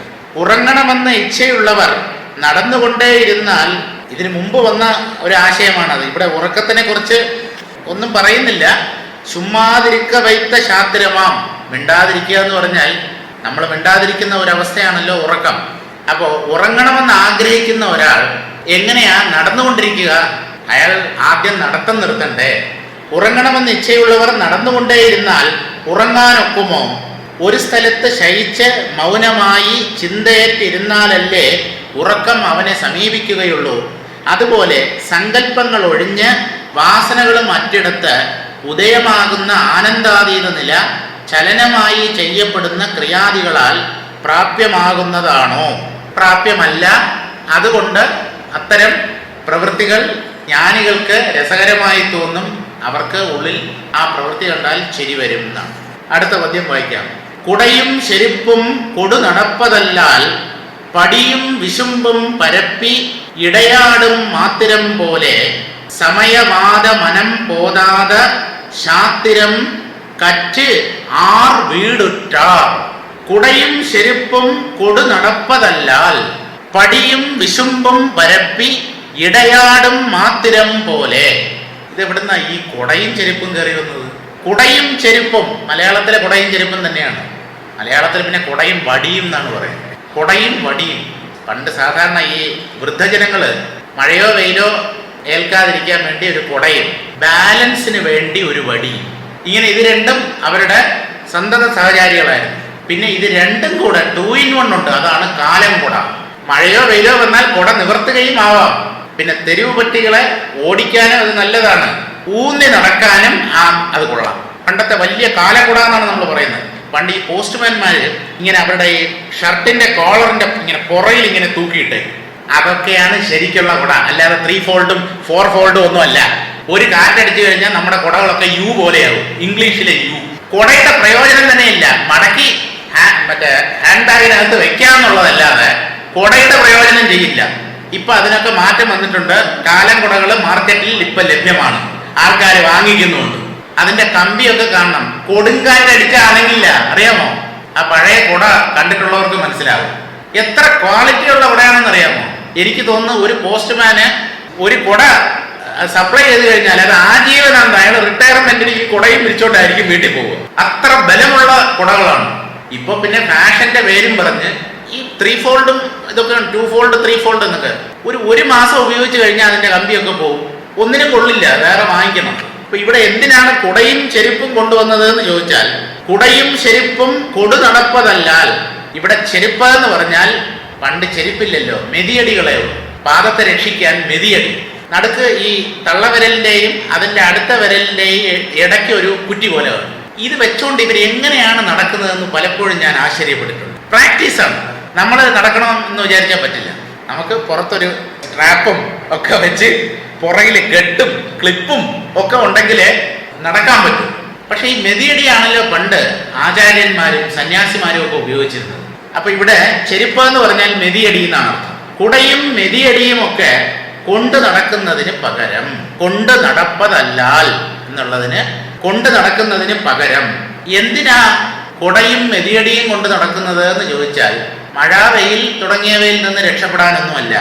പടിയും വിശുമ്പും പരപ്പി ഇടയാടും മാത്രം പോലെ. ഭൂമിക്കും ആകാശത്തിനും ഇടയ്ക്ക് കുറേ ദൂരം സഞ്ചരിക്കണം എന്നൊരാൾക്ക് ഒരു ആഗ്രഹം ഉണ്ടായി. അന്തരീക്ഷ യാത്ര, അന്തരീക്ഷത്തിൽ യാത്ര ചെയ്യണമെന്ന് തോന്നി. അപ്പൊ അയാൾ നോക്കിയപ്പോൾ ഈ യാത്രയ്ക്ക് പലതരത്തിലും തടസ്സങ്ങളുണ്ടാവും. അതുകൊണ്ട് അദ്ദേഹം ആദ്യം എന്ത് ചെയ്തു? ഭൂമിയിലൂടെ നടക്കാനോ അല്ലെങ്കിൽ അന്തരീക്ഷത്തിലൂടെ യാത്ര ചെയ്യാനോ, രണ്ടും. പടിയും വിശുമ്പും പരപ്പി. ഇപ്പൊ ഭൂമിയിൽ നടക്കുമ്പോൾ കുപ്പിച്ചില്ലും മുള്ളും ഒക്കെ ഭൂമിയിലുണ്ടാവും. അതുകൊണ്ട് ഇയാൾ എന്ത് ചെയ്തു എന്ന് ചോദിച്ചാൽ ഭൂമി മുഴുവൻ തോല് കൊണ്ട് പൊതിഞ്ഞിട്ട് നടക്കാം എന്ന് തീരുമാനിച്ചു. ഇത്രയ്ക്കും മാത്രം ലെതർ, തോല് എവിടുന്ന് കിട്ടും? എന്തിനാ ഈ ഉദാഹരണം പറയുന്നതെന്നറിയാമോ? പരിതസ്ഥിതികളും സമൂഹവും രാഷ്ട്രവും ഒക്കെ അല്ലെങ്കിൽ കുടുംബവും ഒക്കെ നേരെയാക്കിയിട്ട് ഞാൻ സുഖിക്കാം എന്ന് വിചാരിക്കുന്നത് പോലെ മറ്റുള്ളതിനെ നന്നാക്കിയിട്ട് നിങ്ങൾക്ക് ഒരിക്കലും സുഖിക്കാൻ സാധ്യമല്ല. അതാതിന്റെ പാട്ടിൽ ഇരുന്നോട്ടെ, നിങ്ങൾ ഉള്ളിൽ സുഖം കണ്ടെത്തൂ. ഭൂമി മുഴുവൻ തോല് കൊണ്ട് പൊതിഞ്ഞിട്ട് ഒരാൾക്ക് ഒരിക്കലും നടക്കാൻ സാധ്യമല്ല. നമുക്ക് പറ്റുന്നത് എന്താ? ഒരു തോൽ ചെരുപ്പ് വാങ്ങിച്ച് കാലിലിടാം. അതാണ് പ്രാക്ടിക്കലായിട്ട് നമ്മെ കൊണ്ട് ചെയ്യാൻ പറ്റുന്നത്. ബുദ്ധിമാൻ അതാണ് ചെയ്യുന്നത്. ഭൂതലം മുഴുവൻ തോല് കൊണ്ട് പൊതിഞ്ഞിട്ട് നടക്കാം എന്ന് ആഗ്രഹിക്കുന്നവനെ പോലെയും, അതുപോലെ അന്തരീക്ഷ യാത്ര നടത്താൻ ആകാശത്തിനെ വലിയൊരു തുണി കൊണ്ട് മറയ്ക്കുകയും ചെയ്തിട്ട് സഞ്ചരിക്കാം. അപ്പൊ പിന്നെ മഴയൊന്നും പെയ്താൽ വെള്ളം പുറത്ത് വീഴില്ലല്ലോ. ആകാശത്തെ മുഴുവൻ മൂടാനുള്ള തുണി എവിടെ കിട്ടും? ഭൂമി മുഴുവൻ മൂടാനുള്ള തോല് എവിടെ കിട്ടും? ഇതൊക്കെ വെഡിത്തങ്ങളല്ലേ? ഇതുപോലെ പടിയും വിശുമ്പും പരപ്പി ഇടയാടം മാത്രം പോലെ. ഇടയാടം മാത്രം പോലെ എന്ന് പറഞ്ഞാൽ നടക്കാൻ, സഞ്ചരിക്കാൻ, ദീർഘദൂരം കവർ ചെയ്യാൻ, യാത്ര ചെയ്യാൻ എന്നർത്ഥം. അതുപോലെ സമയവാദം മനം പോതാത ശാത്തിരം. സമയം എന്ന് പറഞ്ഞാൽ തമിഴില്, മലയാളത്തിലെ സമയമല്ല. സമയം എന്ന് പറഞ്ഞാൽ റിലിജിയൻ, മതം എന്നാണ് അർത്ഥം. മതം, മലയാളത്തിലെ മതം ഉണ്ടല്ലോ, ഹിന്ദു മതം, ക്രിസ്തു മതം എന്നൊക്കെ പറയുന്ന പോലെ സമയം. ശൈവ സമയം എന്ന് പറഞ്ഞാൽ ശൈവമതം എന്നാണ് അർത്ഥം. സമയം, സമയവാദം എന്ന് പറഞ്ഞാൽ മതസിദ്ധാന്തങ്ങൾ. ആ സിദ്ധാന്തങ്ങളുടെ ആ തത്വങ്ങളും അവയ്ക്കുള്ള വ്യാഖ്യാനങ്ങളും. മനം പോതാതെ, മനം എന്ന് പറഞ്ഞാൽ ബുദ്ധിയെയാണ് അവിടെ സൂചിപ്പിക്കുന്നത്. യുക്തി, യുക്തിയുടെ ഉറവിടം ബുദ്ധിയാണ്. അപ്പൊ ഈ യുക്തിയുടെ ഉറവിടമായ മനസ്സും ആ മനസ്സുകൊണ്ട് മതസിദ്ധാന്തങ്ങളെയും അവയുടെ വ്യാഖ്യാനങ്ങളെയും ഒക്കെ പഠിച്ചതിന് ശേഷം ആത്മാവിനെ സാക്ഷാത്കരിക്കുക എന്ന് പറഞ്ഞാൽ നടപ്പില്ല. അതൊരിക്കലും സാധ്യമല്ല. കാരണം എല്ലാ മതങ്ങളുടെയും സാരം ഉൾക്കൊള്ളുന്ന ഒരു ഗ്രന്ഥം നമുക്കില്ല. ഓരോ മതത്തിനും പ്രത്യേകം പ്രത്യേകം ഗ്രന്ഥങ്ങളാണുള്ളത്. അപ്പൊ ഇതെല്ലാം പഠിച്ചിട്ട് നമ്മൾ എന്നാണ് ഈ ആത്മാവിനെ സാക്ഷാത്കരിക്കുക? അതുകൊണ്ട് സാരമായതിനെ മാത്രമേ നാം ഗ്രഹിക്കാൻ പാടുള്ളൂ. അരയന്ന പക്ഷി എന്താ ചെയ്യുന്നത്? പാലും വെള്ളവും കലർത്തി വെച്ച് കഴിഞ്ഞാൽ പാല് മാത്രം എടുത്തിട്ട് വെള്ളം ബാക്കി വെക്കും. ഇതുപോലെ സാരമായതിനെ നമ്മുടെ അല്പമായ പുരുഷായുസ്സിൽ ഗ്രഹിച്ചിട്ട് ശരീരത്തെ ഇവിടെ ഉപേക്ഷിക്കണം. അല്ലാതെ എല്ലാം പഠിക്കാം. സാഖ്യം, കപില മഹർഷി മഹാവിഷ്ണുവിന്റെ അവതാരം എന്നാണ് ഭാഗവത ശാസ്ത്രം പറയുന്നത്. കപിലൻ ദേവഹൂതിക്ക് ഉപദേശിക്കുന്ന ഭാഗമുണ്ട് ഭാഗവതത്തിൽ. അമ്മയായ ദേവഹൂതിക്ക് സാഖ്യദർശന ആചാര്യൻ കപിലൻ. വേദാന്തവുമായി ചില അംശങ്ങളിൽ മാത്രമേ സാഖ്യത്തിന് അഭിപ്രായ വ്യത്യാസമുള്ളൂ. ഏതാണ്ട് ഇതുമായിട്ട് ചേർന്ന് പോകുന്നതാണ്. വേദാന്തത്തോട് ഏറ്റവും അടുത്ത് നിൽക്കുന്നതാണ് സാഖ്യ സിദ്ധാന്തം. എന്നാലും ചില ആസ്പെക്റ്റിൽ വ്യത്യാസമുണ്ട്. ചിലതിൽ ഇതുണ്ട്. മിക്കവാറും പൊരുത്തമാണ് കൂടുതൽ, വ്യത്യാസം വളരെ ചുരുക്കമാണ്. അങ്ങനെയുള്ള ആ സാഖ്യം മുഴുവൻ പഠിച്ചാൽ വേദാന്തം നല്ലപോലെ മനസ്സിലാകും എന്ന് പറഞ്ഞ ഒരാൾ സാഖ്യ സിദ്ധാന്തം പഠിക്കാൻ പുറപ്പെട്ടാൽ അതിന് കുറേ വർഷങ്ങൾ പോവില്ലേ? ഈ ഷഡ്ദർശനങ്ങളും പഠിച്ചിട്ട് ഈ ആത്മാവിനെ സാക്ഷാത്കരിക്കുക എന്ന് പറഞ്ഞാൽ ചിലപ്പോൾ ഒരു ആയുസ്സങ്ങ് പോവും. ഇതുപോലെ തന്നെ വേദപഠനം, 4 വേദങ്ങളും പഠിച്ചിട്ട് അപ്പോൾ എനിക്ക് കുറച്ചുകൂടെ ഉപനിഷത്തുകളൊക്കെ മനസ്സിലാവും എന്ന് പറഞ്ഞ് ഒരാൾ വേദം പഠിക്കാൻ തുടങ്ങിയാൽ ഋഗ്വേദത്തിന്റെ പകുതി കഴിയുന്നതിന് മുമ്പ് ഇയാളുടെ കഥ കഴിയും. ബൃഹത്താണ് വേദങ്ങൾ, അത് ഒരു പ്രാവശ്യം ചൊല്ലാൻ തന്നെ മണിക്കൂറുകൾ എടുക്കും. അപ്പോൾ അതിൻ്റെ അർത്ഥം മനസ്സിലാക്കുക എന്നൊക്കെ പറഞ്ഞാൽ സാധാരണക്കാരെ കൊണ്ട് നടപ്പുള്ള കാര്യമല്ല. അതുകൊണ്ട് എന്താ, സാരമായതിനെ മാത്രം ഗ്രഹിച്ച് മുന്നോട്ട് പോകും. ഒരാൾ എള്ള് വാങ്ങിക്കുന്നു, ചെക്കിലിട്ട് ആട്ടി എണ്ണ എടുക്കാൻ. കടയിൽ എള്ളെണ്ണ, അതാണല്ലോ നല്ലെണ്ണ. നല്ലെണ്ണ റെഡിമെയ്ഡായിട്ട് കിട്ടുമ്പോൾ ഈ എള്ള് വാങ്ങിച്ചുകൊണ്ട് വന്ന് ആട്ടി മെനക്കെട്ട് അതിൽ നിന്ന് എണ്ണ എടുക്കേണ്ട കാര്യമുണ്ടോ? നമ്മൾ വളരെ പ്രായോഗികമായി ചിന്തിക്കണം. അതും ഇതുമൊക്കെ പഠിച്ചിട്ട് അധ്യാത്മത്തിലേക്ക് വരാമെന്ന് പറഞ്ഞാൽ ഒരിക്കലും നടപ്പില്ല. അതുകൊണ്ട് എന്ത് വേണം? ഇവിടെ പറയുന്നത് ഇതിൻ്റെ പരിമിതികളെയാണ്. സമയവാദം, മതസിദ്ധാന്തങ്ങളും അവയുടെ വ്യാഖ്യാനങ്ങളും ആ മതഗ്രന്ഥങ്ങളും, പിന്നെ അതാത് മതങ്ങൾക്ക് അതാതിൻ്റെതായ യുക്തിയുണ്ട്. ആ യുക്തിയൊക്കെ മനുഷ്യ ബുദ്ധിയിൽ നിന്ന് നിർഗളിച്ചിട്ടുള്ളതാണ്. ഓരോ മതത്തിൻ്റെയും ആചാര്യന്മാർ മനുഷ്യരായിരുന്നുവല്ലോ. അപ്പോൾ മനുഷ്യ ബുദ്ധിയിൽ, ഋഷികളുടെ ബുദ്ധിയിൽ തെളിഞ്ഞതാണ് ഓരോ ദർശനവും. അപ്പോൾ അതൊക്കെ എല്ലാം കൂടെ ഒരുമിച്ച് പഠിച്ചിട്ട് ആത്മാവിനെ സാക്ഷാത്കരിക്കാം. അപ്പോൾ ഈ ആത്മാവിനെ സാക്ഷാത്കരിക്കാൻ എളുപ്പമുണ്ടാവും എന്ന് വിചാരിക്കുന്നത് അങ്ങേയറ്റത്തെ വിഡ്ഢിത്തമാണ്. കാരണം എല്ലാ മതങ്ങളുടെയും സാരം ഉൾക്കൊള്ളുന്ന ഒരൊറ്റ ഗ്രന്ഥം നമുക്കില്ല. ഓരോന്നും പഠിക്കണമെങ്കിൽ അതാത് ഗ്രന്ഥങ്ങൾ തന്നെ പഠിക്കണം, വേറെ നിവൃത്തിയില്ല. ശാസ്ത്രം കറ്റ് ആർ വീടുറ്റാർ, ശാസ്ത്രം കറ്റാർ കറ്റാ വീടുറ്റാർ എന്നാണ് സന്ധിയിൽ ചേർന്ന് വരുന്നത്. 3 പദമാണ്. കറ്റ് ആർ വീടുറ്റാർ. വീട് എന്ന് പറഞ്ഞാൽ മോക്ഷം എന്നർത്ഥം തമിഴിൽ. എല്ലാ ശാസ്ത്രങ്ങളും പഠിച്ചിട്ട് മോക്ഷത്തെ പ്രാപിച്ചവരാരുണ്ട്? അപ്പോൾ ശാസ്ത്ര പഠനമൊക്കെ ഒരു പരിധിക്കപ്പുറം ആവശ്യമില്ല. ഒരു ഘട്ടം കഴിഞ്ഞാൽ ഈ ശാസ്ത്രങ്ങളെയൊക്കെ ഉപേക്ഷിക്കണം എന്നാണ്. പലാലമിവ ധാന്യാർത്ഥി എന്നാണ്. പലാലം എന്ന് പറഞ്ഞാൽ ഉമി, ധാന്യങ്ങളുടെ പുറത്തുള്ള ആ ആവരണം ഉണ്ടല്ലോ, അതിനെയാണ് പലാലം എന്ന് പറയുന്നത്. ധാന്യം നേടണമെന്ന് ആഗ്രഹിക്കുന്നവൻ ആ ധാന്യത്തെ കുത്തി ആ ഉമിയെ മാറ്റിയതിന് ശേഷം ആ ധാന്യത്തെ, അരിമണിയോ ഗോതമ്പോ എന്താണെന്ന് വെച്ച് കഴിഞ്ഞാൽ അതിനെ മാത്രം സ്വീകരിക്കണം. പിന്നെ ഈ ഉമിയുടെ ആവശ്യമില്ല. ഉമിക്കരി ഉണ്ടാക്കാൻ ഉമി ആവശ്യമാണ്. പക്ഷേ അരിമണി തേടി പോകുന്ന ഒരാൾക്ക് അതിൻ്റെ പുറത്തുള്ള ഉമി കൊണ്ട് ഒരു പ്രയോജനവുമില്ല. അയാൾ അതിനെ ഉപേക്ഷിക്കണം. ഇതുപോലെ ശാസ്ത്രങ്ങളെ മുഴുവൻ പറ്റുമെങ്കിൽ പഠിക്കാം, തെറ്റില്ല. പഠിച്ചതിന് ശേഷം അതിൻ്റെ സാരം ഗ്രഹിച്ചിട്ട് ശാസ്ത്രങ്ങളെ ഉപേക്ഷിക്കണം. ശാസ്ത്രങ്ങളെ വിട്ടുകളയുക. കാരണം സാരം ഗ്രഹിച്ചില്ലേ? എള്ളിൽ നിന്ന് എണ്ണ കിട്ടിക്കഴിഞ്ഞാൽ പിന്നെ ഈ എള്ളും പുണ്ണാക്ക എന്തിനാണ് നമ്മൾ വെച്ചുകൊണ്ടിരിക്കുന്നത്? പശുവിന് കൊടുക്കുക എന്നുള്ളത് ശരി, അല്പം മധുരമുള്ളത് കൊണ്ട് നമുക്കും കുറെ ഭക്ഷിക്കാം. പക്ഷെ എണ്ണയാണല്ലോ പ്രധാനം. എന്തിനാണ് ഈ എള്ള ആട്ടിയത്? എണ്ണ കിട്ടാനാണ്. ആ എണ്ണ കിട്ടിക്കഴിഞ്ഞാൽ ബാക്കിയുള്ളത് വെറും ചണ്ടി, അതിനെ കളയുക. പിന്നെ ഈ ശാസ്ത്രങ്ങളെയും കെട്ടിപ്പിടിച്ചുകൊണ്ട് ദിവസവും ഞാൻ കഠോപനിഷത്ത് പാരായണം ചെയ്യുന്നു. ദിവസവും പാരായണം ചെയ്യുന്നുണ്ടെങ്കിൽ ഇപ്പൊ കാര്യം പിടികിട്ടിയില്ലേ? ഇനിയും വായിച്ചുകൊണ്ടിരിക്കുകയാണല്ലേ? അല്ല, കാര്യം പിടികിട്ടിയാലും വായിച്ചൂടെ? പിടികിട്ടിയിട്ട് വായിക്കുകയാണെങ്കിൽ നല്ലത്. പിടികിട്ടാതെ ഇതിന് വെറും ഒരു ആചാരമായി ദിവസേന ഇങ്ങനെ പറഞ്ഞുകൊണ്ട് നടക്കുന്നതില് കാര്യമില്ല. സാരം ഗ്രഹിക്കപ്പെടണം എന്നുള്ളതാണ്. അപ്പോൾ ഈ ശാസ്ത്രങ്ങളുടെയൊക്കെ സാരം വേണ്ട പോലെ മനസ്സിലാക്കിയിട്ട് ആരാണ് മോക്ഷത്തിലേക്ക് ചെല്ലുന്നത്? അത് സാധ്യമല്ല. നമ്മൾ ഓരോന്നിൻ്റെയും കഴമ്പ് മാത്രം ഗ്രഹിക്കണം എന്നാണ്. വേനലും വർഷവും ഏൽക്കാതിരിക്കുവാൻ കുട ഉപയോഗിക്കാം, കല്ലും മുള്ളും ചവിട്ടാതിരിക്കാൻ ചെരിപ്പിട്ട് കൊള്ളാം. ആ മാർഗമല്ലാതെ പരന്ന ആകാശത്തെ മേൽക്കെട്ടിയിലും വിസ്തീർണമായ ഭൂമിയെ തോലിനാലും മറച്ച ശേഷമേ ഒരാൾക്ക് വെളിയിൽ സഞ്ചരിക്കാവൂ എന്നില്ലല്ലോ. ആകാശത്തെ മുഴുവൻ തുണി കൊണ്ട് മറച്ചിട്ട് അതുപോലെ ഭൂമിയെ മുഴുവൻ തോലുകൊണ്ട് മൂടിയതിന് ശേഷമേ ഞാൻ യാത്ര തുടങ്ങൂ. അതിൻ്റെ ആവശ്യമില്ലല്ലോ. നിങ്ങൾക്കൊരു കുട കയ്യിൽ കരുതാം, ഒരു മെതിയടിയോ ചെരുപ്പോ ഉപയോഗിക്കാം. നിങ്ങൾക്ക് കാലില് മുള്ളോ കുപ്പിച്ചിലോ ഒന്നും കൊള്ളാതെ സുഗമമായി യാത്ര ചെയ്യാം. ആയതുപോലെ ജീവിത ലക്ഷ്യം അറിഞ്ഞ് കൃതകൃത്യനായി തീരാൻ വിവിധമായ യുക്തികൾ പ്രയോഗിച്ച് ചമച്ചിരിക്കുന്ന നാനാ ഗ്രന്ഥങ്ങളും ഒന്നുപോലെ പഠിച്ച് അവയിൽ വിവരിച്ചിട്ടുള്ള അനുഷ്ഠാനങ്ങളെല്ലാം അതിൻപടി അനുവർത്തിക്കണമെന്ന് ശഠിക്കുന്ന പക്ഷം അത് ശരിയല്ല എന്നും. എല്ലാം കൂടെ പഠിച്ചിട്ട് അപ്പൊ പിന്നെ നമ്മൾ എപ്പോഴാ അതിനെ പ്രയോഗത്തിൽ കൊണ്ടുവരിക?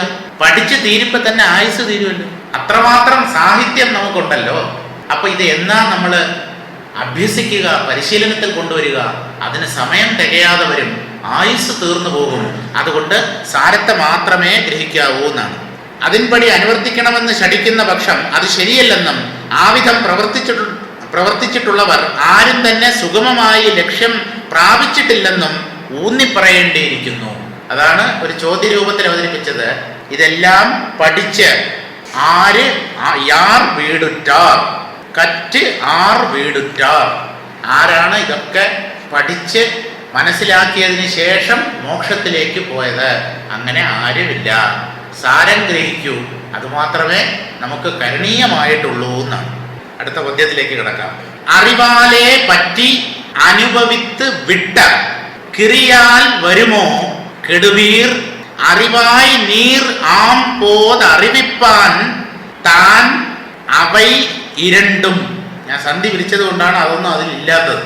അറിവായി നീർ ആമ്പോതറിവിപ്പാൻ ാനായി അവ ഇരണ്ടും പോതും വാരാ പൊരുൾ. അറിവാലെ പറ്റി അനുഭവിത്ത് വിട്ട, ജീവബോധത്തെ ആശ്രയിച്ച് മനസ്സിലാക്കുന്ന അറിവ് പ്രയോജനപ്പെടില്ല. ഞാൻ എന്നുള്ള ജീവഭാവത്തെ അംഗീകരിച്ചുകൊണ്ട് ഈ ബുദ്ധിയിൽ കയറ്റി വെക്കുന്ന അറിവുകളുണ്ടല്ലോ, അത് ഭൗതിക ശാസ്ത്രത്തെ കുറിച്ചായാലും ശരി, ആധ്യാത്മിക ശാസ്ത്രത്തെ കുറിച്ചായാലും ശരി, ജീവന്റെ തലത്തിൽ നിന്നുകൊണ്ട് ബുദ്ധിയിൽ സംഭരിക്കപ്പെടുന്ന അറിവ് ആത്മജ്ഞാനത്തിന് ഉപകരിക്കുകയില്ല. അതാണ് അറിവാലെ പറ്റി ജീവബോധത്തോട് കൂടി ചേർന്ന് നിന്നുകൊണ്ട് അനുഭവിത്ത് വിട്ട. അനുഭവിത്ത് വിട്ടാന്ന് ഒരുമിച്ചെടുക്കരുത്, അനുഭവിച്ചിട്ട് ഉപേക്ഷിച്ച. കാരണം ഈ അറിവ് എന്നൊക്കെ പറയുന്നത് നമ്മൾ ആദ്യം ശേഖരിക്കും, ബുദ്ധിയിൽ ശേഖരിക്കും, അവസാനം എല്ലാം മറന്നുപോകും. ഒരു 80-85 വയസ്സുള്ള മാത്തമാറ്റിക്സ് പ്രൊഫസറോ ഫിസിക്സ് പ്രൊഫസറോ അദ്ദേഹത്തിൻ്റെ അടുത്ത് പ്രീ ഡിഗ്രിയിലോ ഡിഗ്രിയിലോ ഉള്ള ഒരുപക്ഷെ അദ്ദേഹത്തിന് ഓർമ്മയുണ്ടാവും എന്തെങ്കിലും ഫോർമുലാസോ സൂത്രവാക്യങ്ങളോ ചോദിച്ചാൽ ചിലപ്പോൾ അദ്ദേഹത്തിന് അമ്നേഷ്യ ബാധിച്ചിട്ടുണ്ടെങ്കിൽ എല്ലാം മറന്നുപോയിട്ടുണ്ടാവും, തുടച്ചു നീക്കപ്പെടും. നിങ്ങൾ എന്തൊക്കെ പഠിച്ചാലും ശരി, മസ്തിഷ്കത്തിലെ കോശങ്ങളുണ്ടല്ലോ, അതിന് ഡീജനറേഷൻ സംഭവിക്കുമ്പോൾ അവ നശിക്കാൻ തുടങ്ങും. ശരീരത്തിലെ കോശങ്ങൾ പോലെ തന്നെയാണ് മസ്തിഷ്കത്തിലെ കോശവും. അതുകൊണ്ടാണ് പലരും പറയുന്നത് ഈയിടെ നടന്ന സംഭവങ്ങൾ ഓർമ്മയിൽ നിൽക്കുന്നില്ല, പണ്ട് പഠിച്ചത് ഓർമ്മയുണ്ട്. ആ ലോജിക്ക് വെച്ച് നോക്കുകയാണെങ്കിൽ ഈ ഫിസിക്സ് പ്രൊഫസർക്കും മാത്സ് പ്രൊഫസർക്കും പഴയ കാര്യങ്ങളൊക്കെ ഒരുപാട് പഠിച്ചും പഠിപ്പിച്ചും തഴക്കം വന്നതാണല്ലോ, അതൊക്കെ ചിലപ്പോൾ ഒരുപക്ഷെ ഓർമ്മയുണ്ടായി എന്ന് വരാം. പക്ഷെ അന്ന് രാവിലെ എന്താണ് ബ്രേക്ക്ഫാസ്റ്റ് കഴിച്ചത് എന്ന് ചോദിച്ചാൽ മറന്നുപോകും, ഓർമ്മയില്ല. എന്തോ കഴിച്ചു, പലർക്കും കഴിച്ചു എന്ന് തന്നെ ഓർമ്മയില്ല. ഡീജനറേഷനാണ്. പല വീടുകളിലും വഴക്കുണ്ടാവും, പ്രത്യേകിച്ചും അമ്മായിയപ്പനും മരുമകളും തമ്മിൽ. നീ എനിക്ക് രാവിലെ ഒന്നും തന്നില്ല. ഇല്ലച്ചാ, ഞാൻ രാവിലെ 8 മണിക്ക് ഇഡ്ഡലിയും സാമ്പാറും കൊണ്ട് വെച്ചതാണല്ലോ, അച്ഛൻ കഴിച്ചതാണല്ലോ.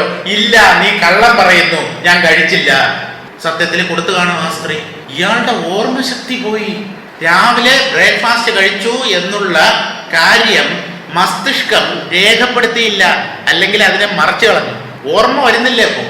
അതുകൊണ്ട് എന്താ പറയുന്നത്? തന്നില്ല എന്നാണ്. എനിക്ക് ആഹാരം തന്നില്ല. എന്ത് ചെയ്യാൻ പറ്റും? ഈ ഓർമ്മ നശിച്ചു പോയവരുടെ കൂടെ ജീവിക്കാൻ വലിയ ബുദ്ധിമുട്ടാണ്. അവരുടെ കൂടെ ജീവിച്ചിരുന്നാലേ നമുക്ക് മനസ്സിലാക്കാൻ പറ്റും. വലിയ ബുദ്ധിമുട്ടാണ്. കാരണം നിങ്ങൾക്ക് ഒരിക്കലും അയാൾക്ക് ബോധ്യപ്പെടുത്തി കൊടുക്കാൻ പറ്റില്ല.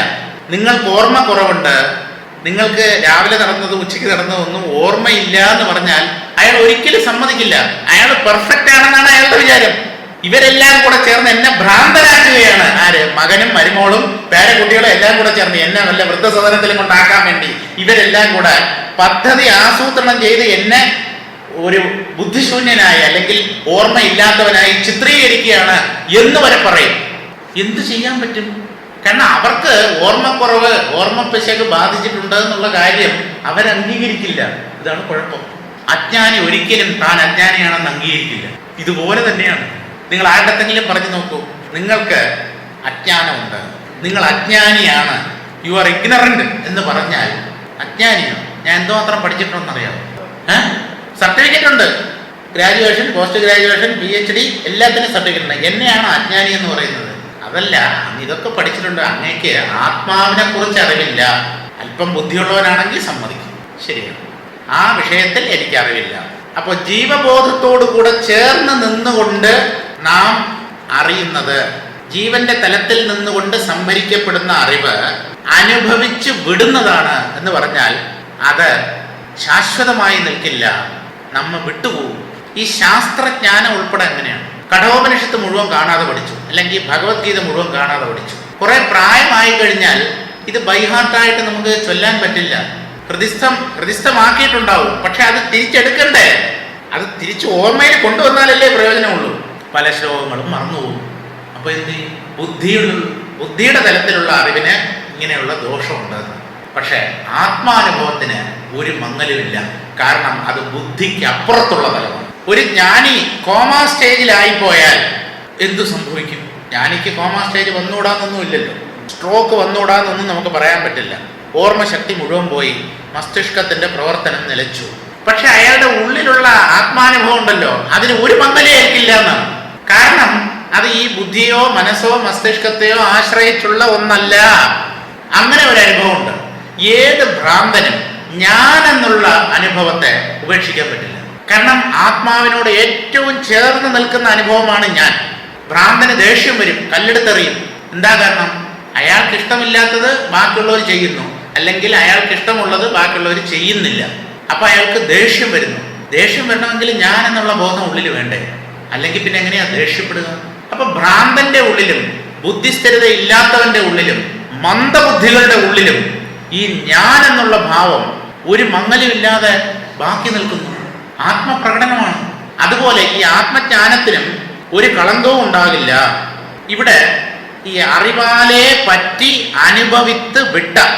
അനുഭവിച്ചിട്ട് പിന്നെ വിട്ടുകളയുന്നു എന്ന് പറഞ്ഞാൽ ഇവിടെ എന്താണ് ഉദ്ദേശിക്കുന്നത് എന്ന് ചോദിച്ചാൽ, പല ആത്മീയ സാധനകളും നടത്തി ചിലർക്ക് ദിവ്യമായ ദർശനങ്ങളൊക്കെ ഉണ്ട്. ദിവ്യ രൂപങ്ങൾ, ദിവ്യനാദങ്ങൾ, ദിവ്യമായ രസങ്ങൾ, അതൊക്കെ അവർ അനുഭവിച്ചു എന്ന് വരാം. നിരന്തരമായ ആത്മീയ സാധനങ്ങളിലൂടെ ചിലപ്പോ ഒരു കാരണവുമില്ലാതെ അവർക്ക് ചില ദർശനങ്ങളൊക്കെ കിട്ടും. ചുമ്മാ ഇരിക്കുമ്പോൾ, ധ്യാനിക്കൊന്നും വേണ്ട, ചുമ്മാതിരിക്കുമ്പോൾ ഉള്ളിൽ ചില ഫ്ലാഷസ്, മിന്നൽ പിണറ് പോലെ ചില പ്രകാശവും ഒക്കെ ഉൾത്തലത്തിൽ ദിവ്യമായ അനുഭവങ്ങളാണ്, സംശയമൊന്നുമില്ല. അത് ഭൗതിക തലത്തിലുള്ള ബാഹ്യമായ ഒന്നല്ല. ചില ദേവതാരൂപങ്ങൾ പ്രത്യക്ഷപ്പെടും, ചില സിദ്ധപുരുഷന്മാരെ കാണാനിടയാവും. ഇങ്ങനെയുള്ള ദർശനങ്ങൾ ചിലരുടെ ജീവിതത്തിൽ സംഭവിക്കാറുണ്ട്. അതെല്ലാം മനസ്തലമാണ്. അല്ല, അതെങ്ങനെ ഈ ജ്ഞാനദൃഷ്ടി എന്നൊക്കെ പറയുന്നത്? ചിലർക്ക് ഒരാളെ കണ്ടാൽ തോന്നും നിങ്ങൾക്ക് ഇങ്ങനെ സംഭവിക്കാൻ പോകുന്നു. ചിലപ്പോൾ ഒരു ദുഃഖ സംഭവമായിരിക്കും, ചിലപ്പോൾ സന്തോഷം ഉണ്ടാക്കുന്നതായിരിക്കും. നമ്മളെ കാണുമ്പോൾ അയാൾക്ക് തോന്നുകയാണ് ഇന്നത് സംഭവിക്കുന്നു. അതുപോലെ ചിലപ്പോൾ ജീവിതത്തിൽ സംഭവിച്ചു വന്നിരിക്കും. നമ്മൾ വിചാരിക്കും അദ്ദേഹം വലിയ സിദ്ധനാണ്.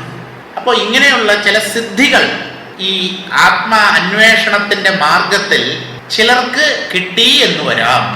എല്ലാവർക്കും കിട്ടുമെന്നൊന്നും നമുക്ക് പറയാൻ പറ്റില്ല. ചിലർക്ക് കിട്ടി എന്ന് വരാം. അതൊക്കെ നേടിക്കഴിഞ്ഞാൽ എല്ലാം ആയി എന്ന് അവര് തെറ്റിദ്ധരിക്കും. അവര് വീണ്ടും മോഹത്തിനടിമയാകും. അതൊക്കെ എന്താ? അതൊന്നും ശാശ്വതമല്ല. രമണ മഹർഷി പറയുന്നത് പോലെ മഹാവിഷ്ണുവിനെ ഞാൻ സാക്ഷാത്കരിച്ചു. ഇന്നലെ ധ്യാനിക്കാൻ ഇരുന്നപ്പോൾ മഹാവിഷ്ണുവിൻ്റെ ചതുർഭുജധാരിയായ മഹാവിഷ്ണുവിൻ്റെ രൂപം ശംഖചക്ര ഗദാപാണിയായി എൻ്റെ മുമ്പിൽ പുഞ്ചിരി തൂങ്ങിക്കൊണ്ട് മഹാവിഷ്ണു പ്രത്യക്ഷപ്പെട്ടു. എത്ര പേർക്ക് കിട്ടിയിട്ടുണ്ട് ഈ വിഷ്ണു ദർശനം? ഇല്ല, അപൂർവം ചില ആൾക്കാർക്ക്. രമണ മഹർഷിയുടെ അടുത്ത് ഇങ്ങനെയുള്ള കാര്യങ്ങളൊക്കെ ചെന്ന് പറഞ്ഞാൽ അദ്ദേഹം പറയും വിഷ്ണു ദർശനം കിട്ടി, ഇപ്പൊ ഉണ്ടോ? അല്ല, അത് പ്രത്യക്ഷപ്പെട്ടു, കുറച്ച് കഴിഞ്ഞപ്പം മറഞ്ഞുപോയി എന്നാണ്. ഈ പ്രത്യക്ഷപ്പെടുന്നതിന് മുമ്പ് നിങ്ങളില്ലേ? ഈ കണ്ട നിങ്ങൾ ദിവ്യ ദർശനം നേടി എന്ന് ഇവിടെ എൻ്റെ മുമ്പിൽ വന്ന് പറയുന്ന നിങ്ങളുണ്ടായിരുന്നല്ലോ. അതുകൊണ്ടാണല്ലോ നിങ്ങൾ പ്രത്യക്ഷപ്പെട്ട രൂപത്തെ കണ്ടത്. അപ്പോ വിഷ്ണുവിന്റെ പ്രത്യക്ഷപ്പെടലിന് മുമ്പ് അതിനെ കണ്ട നിങ്ങളുണ്ട്, കാണുമ്പോഴും നിങ്ങളുണ്ട്. അതാണല്ലോ നിങ്ങൾ കണ്ടു എന്ന് പറയുന്നത്. ഇനി ആ ദിവ്യരൂപം അപ്രത്യക്ഷമായി, മറഞ്ഞുപോയി. അത് മറഞ്ഞുപോയി എന്ന് നിങ്ങൾ രേഖപ്പെടുത്തിയിട്ടാണ് ഇവിടെ വന്ന് പറയുന്നത് മറഞ്ഞുപോയി എന്ന്. നിങ്ങളോ സത്യം, വിഷ്ണുവിന്റെ രൂപമോ സത്യം? ആലോചിച്ച് മറുപടി പറയണം. ഏതാ സത്യം? ഇടയ്ക്ക് കയറി വന്ന് കുറച്ചു നേരം നിലനിന്നിട്ട് പിന്നെ മറഞ്ഞു പോകുന്നത് സത്യമോ, ഈ എല്ലാ അവസ്ഥകളിലും തുടർന്ന് നിൽക്കുന്ന ആ ദ്രഷ്ടാവിന്റെ സ്വരൂപമോ സത്യം? അപ്പൊ കണ്ടവനാണ് സത്യം, കാഴ്ച കള്ളം. അത് എത്ര ദിവ്യമായ ദർശനമായാലും ശരി, കള്ളം. എന്തുകൊണ്ട്? കാണുന്നവനില്ലെങ്കിൽ കാഴ്ചയില്ല. കാഴ്ചയിലാണ് ഏത് ദിവ്യരൂപവും. ദൃശ്യമണ്ഡലത്തിലാണ്. ദ്രഷ്ടൃമണ്ഡലം വേറൊന്നാണ്, തികച്ചും ഭിന്നമാണ്. ദ്രഷ്ടൃമണ്ഡലത്തിലാണ് ദൃശ്യങ്ങൾ ഉണ്ടായി മറയുന്നത്. അതുകൊണ്ട് ദ്രഷ്ടാവിനെ പിടിച്ചോളൂ. ഈ കണ്ടവനാര്, ഹൂവാമൈ, അന്വേഷിച്ചോളൂ. ഇതാണ് രമണ മഹർഷിയുടെ ടെക്നിക്ക്. ഈ കണ്ടവനാര്, കണ്ടതിനെ കുറിച്ച് ആലോചിക്കാതെ കണ്ടവനെ കുറിച്ച് ആലോചിക്കും. കണ്ടവനെ കുറിച്ച് ആലോചിക്കല്ല, കണ്ട ആളിനെ കുറിച്ച് ആലോചിക്കും. അപ്പൊ ഈ ദർശനങ്ങളും ഒക്കെ വന്നു പോകുന്നതാണ്. അതൊന്നും സത്യാനുഭവമല്ല, ആത്മാനുഭവമല്ല. അതൊന്നും ആത്മാനുഭവം എപ്പോഴും ഉള്ളതാണ്. അല്ല, അജ്ഞാനദശയില് ആത്മാനുഭവം നമുക്കില്ലല്ലോ. ആത്മാനുഭവം നേടിയ ഒരാൾ പറയുന്നത് അപ്പോഴും ഇതുണ്ടായിരുന്നു എന്നാണ്. ഇത് അവിടെ തന്നെ ഉണ്ടായിരുന്നു, ഞാൻ അറിഞ്ഞില്ല എന്നാണ് പറയുന്നത്. ഈ ജീവൻ അതിനെ വേണ്ടവണ്ണം അറിഞ്ഞില്ല. അതപ്പോഴും ഉണ്ടായിരുന്നു, ഇപ്പോഴും ഉണ്ട്, ഇനിമേലും ഉണ്ടാവും. അപ്പോ ആ ശാശ്വത സ്ഥിതിയാണ് ആത്മാവിന്റെ. അത് വന്നു പോകുന്ന ഒന്നല്ല, ബുദ്ധിസ്ഥിതമായ ഒന്നുമല്ല, ബുദ്ധിക്കകത്തൊതുങ്ങുന്നതല്ല. ബുദ്ധിക്കകത്തൊതുങ്ങുന്നത് ബുദ്ധി ലയിച്ചാൽ, അല്ലെങ്കിൽ ബുദ്ധിക്ക് എന്തെങ്കിലും തകരാറ് സംഭവിച്ചാൽ ഇല്ലാതെയാവും, അല്ലെങ്കിൽ അതിനെന്തെങ്കിലും ദോഷം സംഭവിക്കും. ഈ ആത്മജ്ഞാനം എല്ലാത്തിനെയും കവച്ചു വയ്ക്കുന്നതാണ്. അതുകൊണ്ട് അതിന് ഒന്നിൽ നിന്നും ഒരു ബാധയും ഉണ്ടാവുന്നില്ല. അതുകൊണ്ട് അത് സത്യം എന്നാണ്. അങ്ങനെ ഉള്ളതിനെ സാക്ഷാത്കരിക്കുന്നത് വരെ ഇടയ്ക്ക് നിന്നു പോകരുത്. ദിവ്യ രൂപങ്ങളോ ദിവ്യ ശബ്ദങ്ങളോ ഒക്കെ കേട്ടു എന്ന് വരും. ധ്യാനിക്കാനിരിക്കുന്നവന്റെ വായില് ദിവ്യരസങ്ങൾ, തേനോ അതുപോലുള്ള ഭയങ്കര മാധുര്യം, തേനൊന്നും ഒന്നും അല്ല എന്നാണ് പറയുന്നത്. ദിവ്യമായ ചില രസങ്ങൾ നാവിൽ അനുഭവപ്പെടുന്നു. അതൊക്കെ മനസ്ഥലമാണ്. അതുകൊണ്ട് നമ്മൾ കേമന്മാരായി എന്നർത്ഥമില്ല. തേൻ ഇങ്ങനെ അണ്ണാക്കിൽ ഇറ്റി വീഴുന്നത് പോലെയൊക്കെ ചില അനുഭവങ്ങൾ ഉണ്ടാകും. തേനൊന്നുമില്ല, പക്ഷെ ഒരു മധുര രസം അനുഭവപ്പെടുന്നു. പ്രയോജനമുണ്ട്, സാധന കൊണ്ട് പ്രയോജനമുണ്ട്. അതും മനസ്സ് സൃഷ്ടിക്കുന്നതാണ്. നമ്മെ അവസാനം വരെ ഈ മായ പറ്റിച്ചുകൊണ്ടേയിരിക്കും. അവസാന ഘട്ടം വരെ പറ്റിക്കും. എന്തുകൊണ്ടെന്നോ, അത് ആത്മശക്തിയാണ്. നിങ്ങൾ ഈ ആത്മാവിനെ വ്യക്തമായി സാക്ഷാത്കരിക്കുന്നത് വരെ, അതല്ലാതെ വേറൊന്നുമില്ല എന്ന് ബോധ്യപ്പെടുന്നത് വരെ ഈ മായ ഭ്രമിപ്പിച്ചുകൊണ്ടേയിരിക്കും. പലതരത്തിലും അത് പ്രത്യക്ഷപ്പെടും. അതിന്റെ പിടിയിൽ പെട്ടുപോകരുത് എന്നാണ്. അറിവാലെ പറ്റി അനുഭവിത്ത് വിട്ട കിറിയാൽ, കിറി എന്ന് പറഞ്ഞാൽ കള്ളം, മിഥ്യാജ്ഞാനം എന്നർത്ഥം. അതാണ് കിറി. മിഥ്യാജ്ഞാനം കൊണ്ടാണ് ഈ മിഥ്യാജ്ഞാനമാണ് വന്നു പോകുന്നത് എന്നർത്ഥം. വരാതെ പോകാതെ ആധാരമായി നിൽക്കുന്നതാണ് സത്യം. ആ മിഥ്യാജ്ഞാനം കൊണ്ട് ആത്മജ്ഞാനം കിട്ടുമോ? ഇങ്ങനെയുള്ള അനുഭവങ്ങളൊക്കെ നേടി എന്ന് വരികിലും നിങ്ങൾ ആത്മജ്ഞാനി ആകുമോ? ഇല്ല. അതിനാണ് പറയുന്നത് കെടുവീർ. കെടുവീർ എന്നുള്ളതിന് ഇംഗ്ലീഷിൽ എന്താണ് ട്രാൻസ്ലേഷൻ എന്നറിയാമോ? വിക്കറ്റ് റച്ചസ്. വിക്കറ്റ് റച്ചസ്, നശിച്ചു പോകുന്നവരെ, ഒന്നിനും കൊള്ളാത്തവരെ, മണ്ടന്മാരെ. എന്താ, വേറെ വാക്കില്ല. ഈ ദിവ്യമായ അനുഭവങ്ങളെയൊക്കെ സത്യമെന്ന് കരുതി അതിൽ മോഹിച്ചു പോയി ആത്മാവിനെ നഷ്ടമാക്കുന്ന ആൾക്കാരെയാണ് ഇവിടെ വിക്കറ്റ് റച്ചസ് എന്ന് പറയുന്നത്. മൂഢന്മാരെ, മരമണ്ടന്മാരെ, അത് അങ്ങനെ വിളിക്കുന്നതിന് പകരമാണ് കെടുവീർ. നിങ്ങൾ നശിക്കാനുള്ളവരാണ്. അതുകൊണ്ടാണ് ഈ അനുഭവങ്ങളിലൊക്കെ ഭ്രമിച്ചു പോകുന്നത് എന്നാണ്. അറിവായി നീർ ആംപോത്. ആംപോത് എന്ന് പറഞ്ഞാൽ ആകും പൊഴുത്. നിങ്ങൾ അറിവായി തീരുമ്പോൾ, ബോധം, ആത്മാവ്, ബ്രഹ്മം, അതായി നിന്നുകൊണ്ട് വേണം അതിനെ അറിയാനാണ്. നമ്മൾ വിഷയങ്ങളെ അറിയുന്നത്, വിഷയങ്ങളിൽ നിന്ന് നമ്മൾ മാറി നിന്നിട്ടാണ് വിഷയങ്ങളെ അറിയുന്നത്. അതാണ് ദ്വൈത തലത്തിലുള്ള അറിവ്. ആത്മതലത്തിലെ അറിവ്, അതാണ് ആത്മജ്ഞാനം. അവിടെ മാറി നിന്നുള്ള അറിവല്ല. നിങ്ങൾ ആത്മാവായി നിന്നുകൊണ്ട് ആത്മജ്ഞാനം നേടണം എന്ന് പറഞ്ഞാൽ ജീവബോധത്തെ ഉപേക്ഷിക്കണം എന്നർത്ഥം. അപ്പോഴാണ് നിങ്ങൾക്ക് ആത്മാവിൽ നിൽക്കാൻ പറ്റുക. ആത്മാവിൽ നിന്നാൽ കിട്ടുന്ന ജ്ഞാനം ആത്മാവിന്റെ അല്ലേ, അതങ്ങനെ നിങ്ങളെ ജ്ഞാനമാകും. അപ്പൊ ഞാൻ ആത്മാവിനെ അറിഞ്ഞു എന്ന് പറയുന്നത് ശരിയാവോ? അതുകൊണ്ടാണ് പറഞ്ഞത് ഈ ജ്ഞാനികളാരും ഞങ്ങൾ ആത്മാവിനെ അറിഞ്ഞു. ആ വേദങ്ങളിലെ ഋഷിമാര് മാത്രമേ പറയുന്നുള്ളൂ. മറ്റുള്ളവരൊക്കെ ഇതിനെ അറിഞ്ഞു, ഞാൻ അറിഞ്ഞു എന്ന് പറഞ്ഞാൽ ഈ വ്യക്തിബോധത്തിന്റെ പിടിയിൽപ്പെടുന്നതല്ലാതെ ഒരു കുമിളയ്ക്ക് കടലിനെ അറിയാൻ പറ്റില്ല, ഒരിക്കലും സാധ്യമല്ല. കടലിനെ അറിയേണ്ടത് കടലാണ്. പക്ഷെ കടൽ തന്നെ ഒരു കുമിളയാണെന്ന് കരുതിയാൽ ആ അറിവ് കടലിന്റെ വ്യാപ്തിയെക്കുറിച്ചുള്ള അറിവിന് തടസ്സമാണ്. കടൽ തന്നെ കുമിളയാണെന്ന് വിചാരിച്ചു എന്ന് വെക്കുക. ഈ കടലിന്റെ അഗാധതയും വ്യാപകതയും കുമിളയുടെ രൂപത്തിലുള്ള കടലിന് അറിയാൻ പറ്റുമോ? അതിന്റെ രൂപവും പരിമിതിയും തന്നെയാണ് ആ അറിവിനുള്ള തടസ്സം. അതിനെന്താ? കുമിള പൊട്ടണം. അപ്പൊ ഈ കുമിള പൊട്ടിയാൽ പിന്നെ കടലിന്റെ വ്യാപ്തിയെ ആരറിയുന്നായിരിക്കും നിങ്ങൾ അടുത്തത് ചോദിക്കുന്നത്. കടലിന്റെ വ്യാപ്തിയെ കടലറിയും. അയ്യോ, ഈ കുമിള നഷ്ടമായല്ലോ എന്ന് ചോദിച്ചാൽ ഈ കുമിള കടലിൽ നിന്ന് അന്യമാണോ? അന്യമാണ് എന്ന് കരുതുന്നത് കുമിളയ്ക്ക് പറ്റിയ അബദ്ധം, കടലിന് പറ്റിയ അബദ്ധമല്ല. ഇതുപോലെ ലക്ഷക്കണക്കിന് കോടിക്കണക്കിന് കുമിളകളെ ഉൾക്കൊള്ളുന്ന ജലരാശിയാണ് സമുദ്രം. അപ്പോ സമുദ്രത്തെ കുറിച്ചുള്ള ആ വ്യാപക ജ്ഞാനത്തിന് കുമിള എന്നുള്ള ജ്ഞാനം പ്രതിബന്ധമാണ്. അതുകൊണ്ടാണ് ഈ ഞാനിനെ വെച്ചുകൊണ്ട് ആത്മാവിനെ അറിയാൻ പറ്റില്ല, ഞാനിനെ ഉപേക്ഷിക്കൂ, അഹങ്കാരത്തെ നശിപ്പിക്കൂ എന്ന് തൊള്ള തുറന്ന് അധ്യാത്മശാസ്ത്രങ്ങൾ വിളിക്കുന്നത്. അതുകൊണ്ടാണ് ഈ ഞാനിനെ വെച്ചുകൊണ്ട് അതിനെ പിടിക്കുക സാധ്യമല്ല. അറിവായി നീർ ആമ്പോത്, നിങ്ങൾ അറിവായി മാറുമ്പോൾ അറിവിപ്പാൻ താൻ അവ ഇരണ്ടും പോംപോതും വാരാപ്പൊരുൾ. ഒരാള് ആത്മജ്ഞാനം നേടി എന്ന് പറഞ്ഞാൽ അഹങ്കാരത്തെ പൂർണ്ണമായി ഇല്ലാതാക്കിയതിന് ശേഷമല്ല, ആത്മാവിനെ സാക്ഷാത്കരിച്ചു എന്ന് പറഞ്ഞാൽ ആത്മാവ് ആ സുഖാനുഭവവും ഉണ്ട്, ഞാനുമുണ്ട്. ഞാൻ അപ്പോഴും അതിനെ മാറി നിന്ന് അറിയുകയാണ് ചെയ്യുന്നത്. ആ ദ്വൈത തലത്തിലുള്ള അറിവ് യഥാർത്ഥ ആത്മജ്ഞാനമല്ല. നമുക്ക് അപൂർവമായി ഈ ഉറക്കത്തിലേക്ക് കടക്കുന്നതിന് മുമ്പ് അല്ലെങ്കിൽ ഉറക്കത്തിലേക്ക് കടന്ന ഉടനെ ഉള്ളിലൊരു ബോധമുണ്ടാവും. നമ്മൾ ഉറങ്ങുകയാണ്, നല്ല ഉറക്കത്തിന്റെ സുഖം അനുഭവിക്കുകയും ചെയ്യുന്നുണ്ട്, എന്നാൽ പൂർണ്ണമായ ഉറക്കത്തിലേക്ക് പോയിട്ടുമില്ല. അങ്ങനെ ഒരു ഇന്റർമീഡിയറി സ്റ്റേജ്, ഇടയ്ക്കുള്ള ഒരു സ്ഥിതിയുണ്ട്. അവിടെ ഉറക്കത്തിലെ സുഖവും അനുഭവമാണ്, ഞാനെന്നുള്ള നേരിയ ഭാവവും ഉണ്ടാവും. അത് ശരിയായ ഉറക്കമല്ല.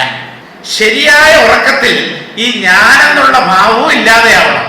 എന്നാലേ ഉറക്കത്തിന്റെ പൂർണ്ണമായ സുഖം നമുക്ക് അനുഭവിക്കാൻ പറ്റൂ. ആരനുഭവിക്കുമെന്ന് ചോദിച്ചാൽ ഈ ഞാൻ തന്നെയാണ്, പക്ഷെ ഞാൻ എന്നുള്ള ഭാവം ഇല്ല. ഉറങ്ങി എഴുന്നേറ്റതിന് ശേഷം താൻ അനുഭവിച്ച ആ സുഷുപ്തി ആനന്ദത്തെ ഇയാൾക്ക് ഓർമ്മിക്കാം. അനുഭവിച്ചതിന് മാത്രമല്ലേ നമുക്ക് ഓർമ്മിക്കാൻ പറ്റൂ. അപ്പൊ ഇയാൾ അനുഭവിച്ചു എന്നുള്ളതിന്റെ തെളിവാണ് ഉണർന്നെഴുന്നേറ്റതിന് ശേഷമുള്ള ഓർമ്മ. പക്ഷേ ശരിക്കുള്ള സുഷുപ്തിയിൽ ഞാൻ എന്നുള്ള ഭാവം മാറി നിൽക്കുന്നില്ല.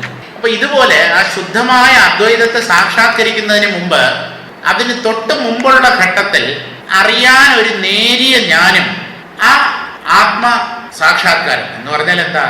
അപരിമിതമായ സുഖം. ആ സുഖത്തെ ഞാൻ അനുഭവിക്കുന്നു എന്നുള്ള ഒരു അവബോധവും ഉള്ളിലുണ്ടാവും. രണ്ടും ഉണ്ടാവും. പക്ഷേ അത് അവസാന ഘട്ടമല്ല, ശരിക്കുള്ള ആത്മജ്ഞാനമല്ല. എന്തുകൊണ്ടെന്നാൽ അറിവായി നീർ ആമ്പോത്, നിങ്ങൾ അറിവായി നിൽക്കുമ്പോൾ അറിവിപ്പാൻ താൻ അവ ഇരണ്ടും. ഒരാള് താൻ ആത്മാവാണ്, താൻ ബോധമാണ് എന്ന് സാക്ഷാത്കരിക്കുമ്പോൾ താൻ ബോധമാണ് എന്നറിയുന്നു. ഈ അറിവ് ബോധത്തിന്റെ സഹായം കൊണ്ടുണ്ടാവുന്നു. ആത്മാവിന്റെ സഹായം ആണ് അറിവിന് കാരണം. ഏതറിവും എന്തറിവും ആത്മാവിന്റെ അനുഗ്രഹമാണ്. ആത്മാവ് കനിയാതെ നമുക്കൊന്നിനെയും അറിയാൻ സാധ്യമല്ല. അത് പ്രപഞ്ചജ്ഞാനമായാലും ശരി, ആത്മജ്ഞാനമായാലും ശരി, എന്ത് തന്നെയായാലും. കാരണം ചിത്തിന്റെ സ്വഭാവമാണ് അറിവ്. അപ്പോ ഈ ആത്മജ്ഞാനം സംഭവിക്കുമ്പോൾ എന്ന് പറഞ്ഞാൽ അഹങ്കാരത്തിന്റെ ഒരു നിഴലോട് കൂടിയുള്ള ആത്മാനുഭവം. അവിടെ താൻ ബോധമാണ് എന്നുള്ള അറിവുമുണ്ട്. പക്ഷേ ആ അറിവ് തനിക്ക് ഉണ്ട് എന്നറിയുന്ന ഒരു ജ്ഞാനമുണ്ട്. അപ്പോൾ ഒരു കണക്കിൽ അത് ദ്വൈതജ്ഞാനമാണ്. ഒരാൾ ആത്മാവിനെ സാക്ഷാത്കരിക്കുമ്പോൾ എന്താണ്? താൻ ബോധമാണ്, ശുദ്ധബോധമാണ് എന്നാണ് സാക്ഷാത്കരിക്കുന്നത്. അത് എവിടെയാ? ഈ വ്യക്തിയുടെ ജീവന്റെ ഉള്ളിലാണ്. ഹൃദയത്തിൽ നിന്നോ ആത്മാവിൽ നിന്നോ എന്ത് വേണമെങ്കിലും പറയാം. എന്തായാലും അത് പുറത്തുള്ള ഒരു ജ്ഞാനമല്ല, ബാഹ്യജ്ഞാനമല്ല. അപ്പൊ തൻ്റെ ഉള്ളിൽ തന്നെയാണ് ഈ ആത്മസാക്ഷാത്കാരം ഒരു ജീവൻ നേടുന്നത്. അതേസമയം അദ്ദേഹം ബോധമാണ് എന്നാണ് അറിയുന്നത്. താൻ ബോധമാണ് എന്നുള്ള അറിവ് നേടുന്നത് ബോധത്തിന്റെ സഹായം കൊണ്ടാണ്. അപ്പൊ അവിടെ ബോധവും ബോധത്തെ അറിയുന്ന ഞാനും അതൊരു നിഴൽ രൂപത്തിലാണെങ്കിലും ഇത് രണ്ടുമുണ്ട്. അത് അന്തിമസ്ഥിതിയല്ല, അത് പരമകാഷ്ഠയല്ല. ഈ അറിയുന്നവൻ പൂർണ്ണമായി ഇല്ലാതെയാണ്. അപ്പോഴാണ് അറിവ് തൻ്റെ യഥാർത്ഥ സ്വരൂപത്തിൽ പ്രകാശിക്കുന്നത്. അഹങ്കാരത്തിന്റെ നേരിയ നിഴൽ പോലും ആ സത്യത്തിൽ ഉണ്ടാവരുത്, അതും കൂടെ ഇല്ലാതെയാവണം എന്നാണ്. ഇനി ഞാൻ ആത്മാവാണ് എന്ന് ഒരാൾ സാക്ഷാത്കരിക്കുമ്പോൾ ഈ ഞാനും ആത്മാവും രണ്ടല്ല, ഒന്ന് തന്നെയാണ്. എന്നാൽ അതേസമയം താൻ ബോധമാണെന്ന് അറിയാൻ ഒരു ജ്ഞാനം ഉണ്ട് അവിടെ. അത് പരമകാഷ്ഠയല്ല എന്നാണ് പറയുന്നത്. അറിവും അറിയിച്ചു തരുന്നവനും അറിയുന്നവനും ത്രിപുടിയും നമ്മൾ പറയും. കുറച്ചുകൂടെ സൂക്ഷ്മമായി ഉള്ളിലേക്ക് പോയാൽ ബോധമാണ് എല്ലാറ്റിനെയും അറിയിച്ചു തരുന്നത്. അറിയുന്നത് ഈ ജീവബോധവുമാണ്. കാരണം ഈ ആത്മാവിനെ ഞാൻ ബോധമാണെന്ന് സാക്ഷാത്കരിക്കണമെങ്കിൽ ഞാനെന്നുള്ളൊരു ഭാവം വേണ്ടേ? അപ്പൊ ഞാനെന്നുള്ള ഭാവത്തെ വെച്ചുകൊണ്ടുള്ള അറിവ്, നേടുന്ന അറിവ് അന്തിമമായ അറിവല്ല എന്നാണ്. അത് ഏതാണ്ട് നമ്മൾ ആത്മാവിനെ തൊട്ട് കഴിഞ്ഞു എന്നുള്ളതിന്റെ തെളിവാണ്, അത് അംഗീകരിക്കാം. പക്ഷേ അദ്വൈത ജ്ഞാനമാവില്ല അത്.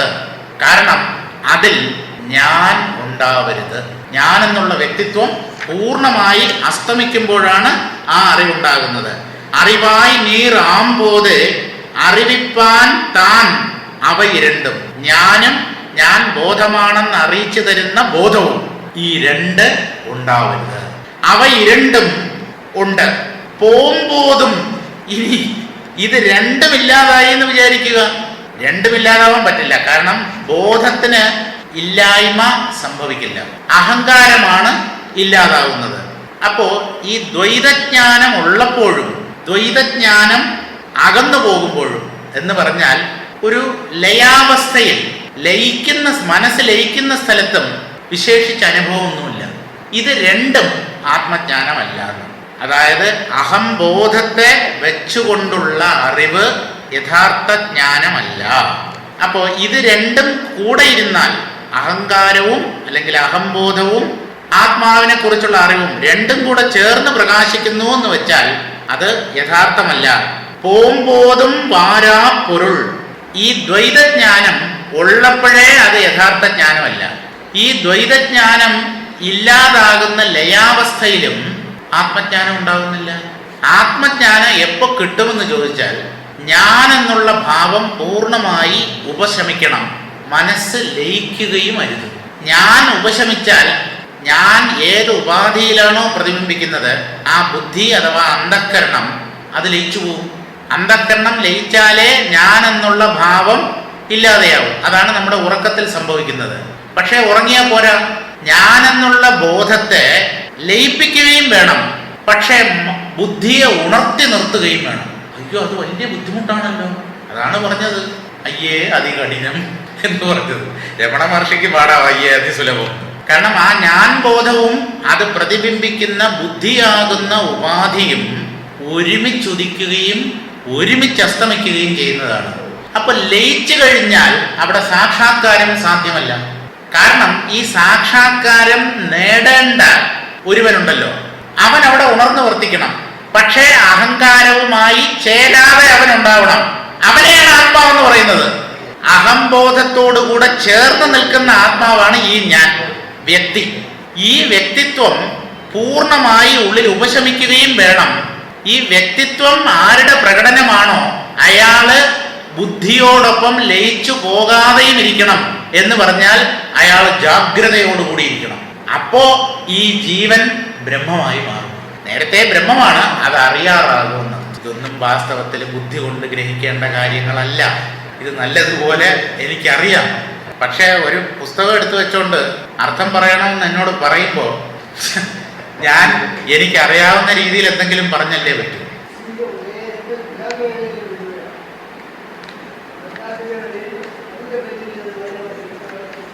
ഒരു കാര്യം മാത്രം മനസ്സിലാക്കുക, ഈ ആത്മസാക്ഷാത്കാരത്തിൽ ഞാൻ എന്നുള്ള ബോധം ഇല്ല. ആത്മാവിനെ അറിയാൻ ഒരുവൻ ഇല്ല. ആത്മാവിനെ ആത്മാവ് അറിയുന്നു എന്ന് പറയുന്നതിൽ അർത്ഥവും ഇല്ല. ചുരുക്കം എന്താണ്? ആർക്കാണ് ഈ ആത്മജ്ഞാനം? ആത്മാവിനാണ് ആത്മജ്ഞാനം എന്ന് പറഞ്ഞാൽ അതിനേക്കാളും വലിയ വിഡിത്തമുണ്ട്. ആത്മാവിന്റെ സ്വരൂപമാണ് ജ്ഞാനം. അപ്പൊ ഈ ആത്മാവിന് ആത്മജ്ഞാനം കിട്ടിയിട്ട് എന്ത് കിട്ടാൻ? ആവശ്യമില്ല. ജീവന് ആത്മാവിനെ സാക്ഷാത്കരിക്കാൻ കഴിവുമില്ല. ഞാൻ ഭാവം അകന്നു പോകുമ്പോഴാണ് ആത്മജ്ഞാനം പ്രകാശിക്കുന്നത്. അപ്പോ ഈ സത്യം ദ്വൈത തലത്തിലുമില്ല, ദ്വൈതങ്ങൾ ലയിച്ചു പോകുന്ന അവസ്ഥയിലുമില്ല. പിന്നെ എന്താ? അഹംബോധം ഉപശമിക്കുകയും അറിവ് ഉണർന്നു വർത്തിക്കുകയും ചെയ്യണം. ഞാനിനെ അംഗീകരിക്കരുത്, ഞാൻ ലയിച്ചു പോകുകയും അരുത്. ഒന്നുകൂടെ പറയാം, ഞാനിനെ ഉള്ളുകൊണ്ട് അംഗീകരിക്കുകയും അരുത്, ഞാനിനെ ലയിക്കാനും അനുവദിക്കരുത്. എന്ന് പറഞ്ഞാൽ ഞാനിനെ ലയിക്കാൻ അനുവദിക്കാതിരുന്നാൽ അതവിടെ ഇല്ലേ? അതവിടെ ഉണ്ട്, പക്ഷെ അത് ഉപശമിക്കണമെന്നാണ് പറയുന്നത്. ഉപശമിച്ചാൽ ലയിച്ചു പോവില്ലേ? ലയിക്കാൻ സമ്മതിക്കരുത്. ജ്ഞാനിന്റെ ലയമാണല്ലോ സുഷുപ്തിയിൽ നാം അനുഭവിക്കുന്നത്. ഉറങ്ങി എഴുന്നേറ്റ് വരുന്നവരെല്ലാവരും ജ്ഞാനികളാവുന്നില്ലല്ലോ. എന്നാൽ ഒരു ഉറക്കം കൊണ്ട് സംഭവം തീരുമല്ലോ. അതായത് ഉറക്കത്തിനെ സാക്ഷിഭാവത്തിൽ കാണണം എന്ന് പറയുന്നത് പോലെയാണ് ഈ ജ്ഞാനിന്റെ ഉപശമത്തെ നോക്കിക്കൊണ്ടിരിക്കണം. ഉണർത്തി നമ്മുടെ ഉള്ളിലുള്ള ചേതനയെ ഉണർത്തി നിർത്തണം. ആ ബുദ്ധിയെ ലയിക്കാൻ അനുവദിക്കരുത്. ബുദ്ധിയെ ലയിക്കാൻ അനുവദിക്കരുത്. ബുദ്ധിയിലുള്ള പ്രതിബിംബമായ ജീവൻ അവിടെ ഉണ്ടാവുകയും അരുത്. ഇതിങ്ങനെ കണ്ണാടിയാണെങ്കിൽ കണ്ണാടിയിൽ പ്രതിബിംബം കാണത്തില്ലേ? നിങ്ങൾ കണ്ണാടിയുടെ മുമ്പിൽ ഒരു വസ്തുവിനെ കൊണ്ട് വെക്കുകയും വേണം, പ്രതിബിംബം കാണുകയും അരുത്. ഇതെങ്ങനെ സാധ്യമാവും? കണ്ണാടിയുടെ മുമ്പിൽ ഒരു വസ്തു ഇരുന്നാൽ പ്രതിബിംബം കണ്ടല്ലേ പറ്റൂ. അതുപോലെ ബുദ്ധിയാകുന്ന മാധ്യമം ഉള്ളിടത്തോളം കാലം അതിൽ പ്രതിബിംബ രൂപത്തിൽ ഈ ചിതാഭാസൻ ജീവൻ പ്രതിഫലിക്കും. ആ ജീവഭാവം പ്രതിഫലിക്കാൻ അനുവദിക്കരുത്. ബുദ്ധിയെ ഉണർത്തി നിർത്തുകയും വേണം. അതായത് അതിനെ ലയിക്കാനും സമ്മതിക്കരുത്. അപ്പോൾ അനുഭവപ്പെടുന്നത് എന്തോ അതാണ് ആത്മാവ്. അപ്പോ ദ്വൈതം ഉള്ളപ്പോഴും ഈ സത്യാനുഭവം ഉണ്ടാവുന്നില്ല, ദ്വൈതം ലയിക്കുമ്പോഴും സത്യാനുഭവം ഉണ്ടാവുന്നില്ല. അതാണ് വാരാ പൊരുൾ. ആ സത്യം നിങ്ങളുടെ അടുക്കൽ വരികയില്ല. ദ്വൈതത്തെ ലയിക്കാനും അനുവദിക്കരുത്, ദ്വൈതത്തെ നിലനിർത്തുകയും അരുത്. പിന്നെന്താ? ആത്മാവായി നിൽക്കുമ്പോൾ ആത്മജ്ഞാനം കിട്ടും. ഇത്രയേ ഉള്ളൂ. നിങ്ങൾ ആത്മാവായി നിൽക്കുമ്പോൾ ആത്മജ്ഞാനം കിട്ടും. അത് നിങ്ങൾക്ക് കിട്ടിയതല്ല, അത് ആത്മാവിന്റെ സ്വരൂപമാണ്. അതിന്റെ മലയാളം വ്യാഖ്യാനം കൂടെ വായിച്ചിട്ട് നിർത്താം. തത്വങ്ങളെ നേതി ചെയ്ത് ബാക്കി ശേഷിക്കുന്ന അറിവ് നീയാകുമ്പോഴും, നിന്റെ അറിവിനെ വഴിതെളിച്ച് ശുദ്ധത്തെ കാട്ടിത്തരുന്ന അറിവ് നീയാകുമ്പോഴും, ഇങ്ങനെ ആത്മാവും അരുളുമാകുന്ന രണ്ടറിവുകളും. ഇങ്ങനെയാണ് വ്യാഖ്യാതാവ് പറയുന്നത്. കുറച്ച് പ്രയാസമുള്ളതാണ്. ഈശ്വരന്റെ അനുഗ്രഹവും അതേസമയം താൻ ആത്മാവാണ് എന്നുള്ള അറിവും, ഈ രണ്ടറിവുകളും മായുന്ന ഇടത്തിനും അപ്പുറമായി നിൽക്കുന്ന ശുദ്ധബോധ വസ്തുവെ തൻ്റെ ജീവബോധത്താൽ ഏറ്റും ഞാൻ അതിനെ അറിഞ്ഞു എന്ന് കരുതുകയും പിന്നീട് വിട്ടും ആ സ്ഥിതിയിൽ നിന്ന് താഴേക്ക് ഇറങ്ങി വരുമ്പോൾ ആ അറിവ് നഷ്ടമായി. കയറുകയും ഇറങ്ങുകയും ചെയ്യുന്നത് ഒരു ജ്ഞാനിക്ക് ചേർന്നതല്ല, അയാളുടേത് നിരന്തരമായ അറിവാണ്. ജീവബോധത്താൽ ഏറ്റും പിന്നീട് വിട്ടും അനുഭവിക്കാൻ ഇടയാകുന്ന ക്രിയകളാൽ നിനക്ക് പ്രാപിക്കാം എന്ന് വിചാരിക്കുന്നത് എന്തു കേവലമാണ്, എത്ര മോശമാണ്. അത് നിന്റെ അറിവിന്റെ ജീവബോധത്താൽ അടയത്തക്കതല്ല. ഇത്ര മാത്രം മനസ്സിലാക്കിയാൽ മതി. ഈ ജ്ഞാനിനെ വെച്ചുകൊണ്ട് ആത്മസാക്ഷാത്കാരം സാധ്യമല്ല. ജ്ഞാന സമാധിയിൽ നിന്ന് ഉദയമാകുന്ന വാസനാ നിരാസത്താൽ ജനിക്കുന്ന ജ്ഞാനം കൊണ്ടല്ലാതെ യാതൊരു ക്രിയകളാലും പ്രാപ്യമല്ലെന്ന് സാരം. കർമ്മം കൊണ്ട് നേടാൻ പറ്റില്ല, ജീവന്റെ പ്രയത്നം കൊണ്ടും നേടാൻ പറ്റില്ല. തികഞ്ഞ ആത്മാനുഗ്രഹം അല്ലെങ്കിൽ ഈശ്വരാനുഗ്രഹം കൊണ്ടാണ് ഈ അഹംബോധം ഉള്ളിൽ അമർന്ന് അതിൻ്റെ അധിഷ്ഠാനമായ സത്യം തെളിയുന്നത്. തുടർന്നുള്ള പദ്യങ്ങൾ നമുക്ക് അടുത്ത ആഴ്ച വായിക്കാം. ഓം പൂർണ്ണമദഃ പൂർണ്ണമിദം പൂർണ്ണാത് പൂർണ്ണമുദച്യതേ പൂർണ്ണസ്യ പൂർണ്ണമാദായ പൂർണ്ണമേവാവശിഷ്യതേ. ഓം ശാന്തി ശാന്തി ശാന്തി. ഹരി ഓം.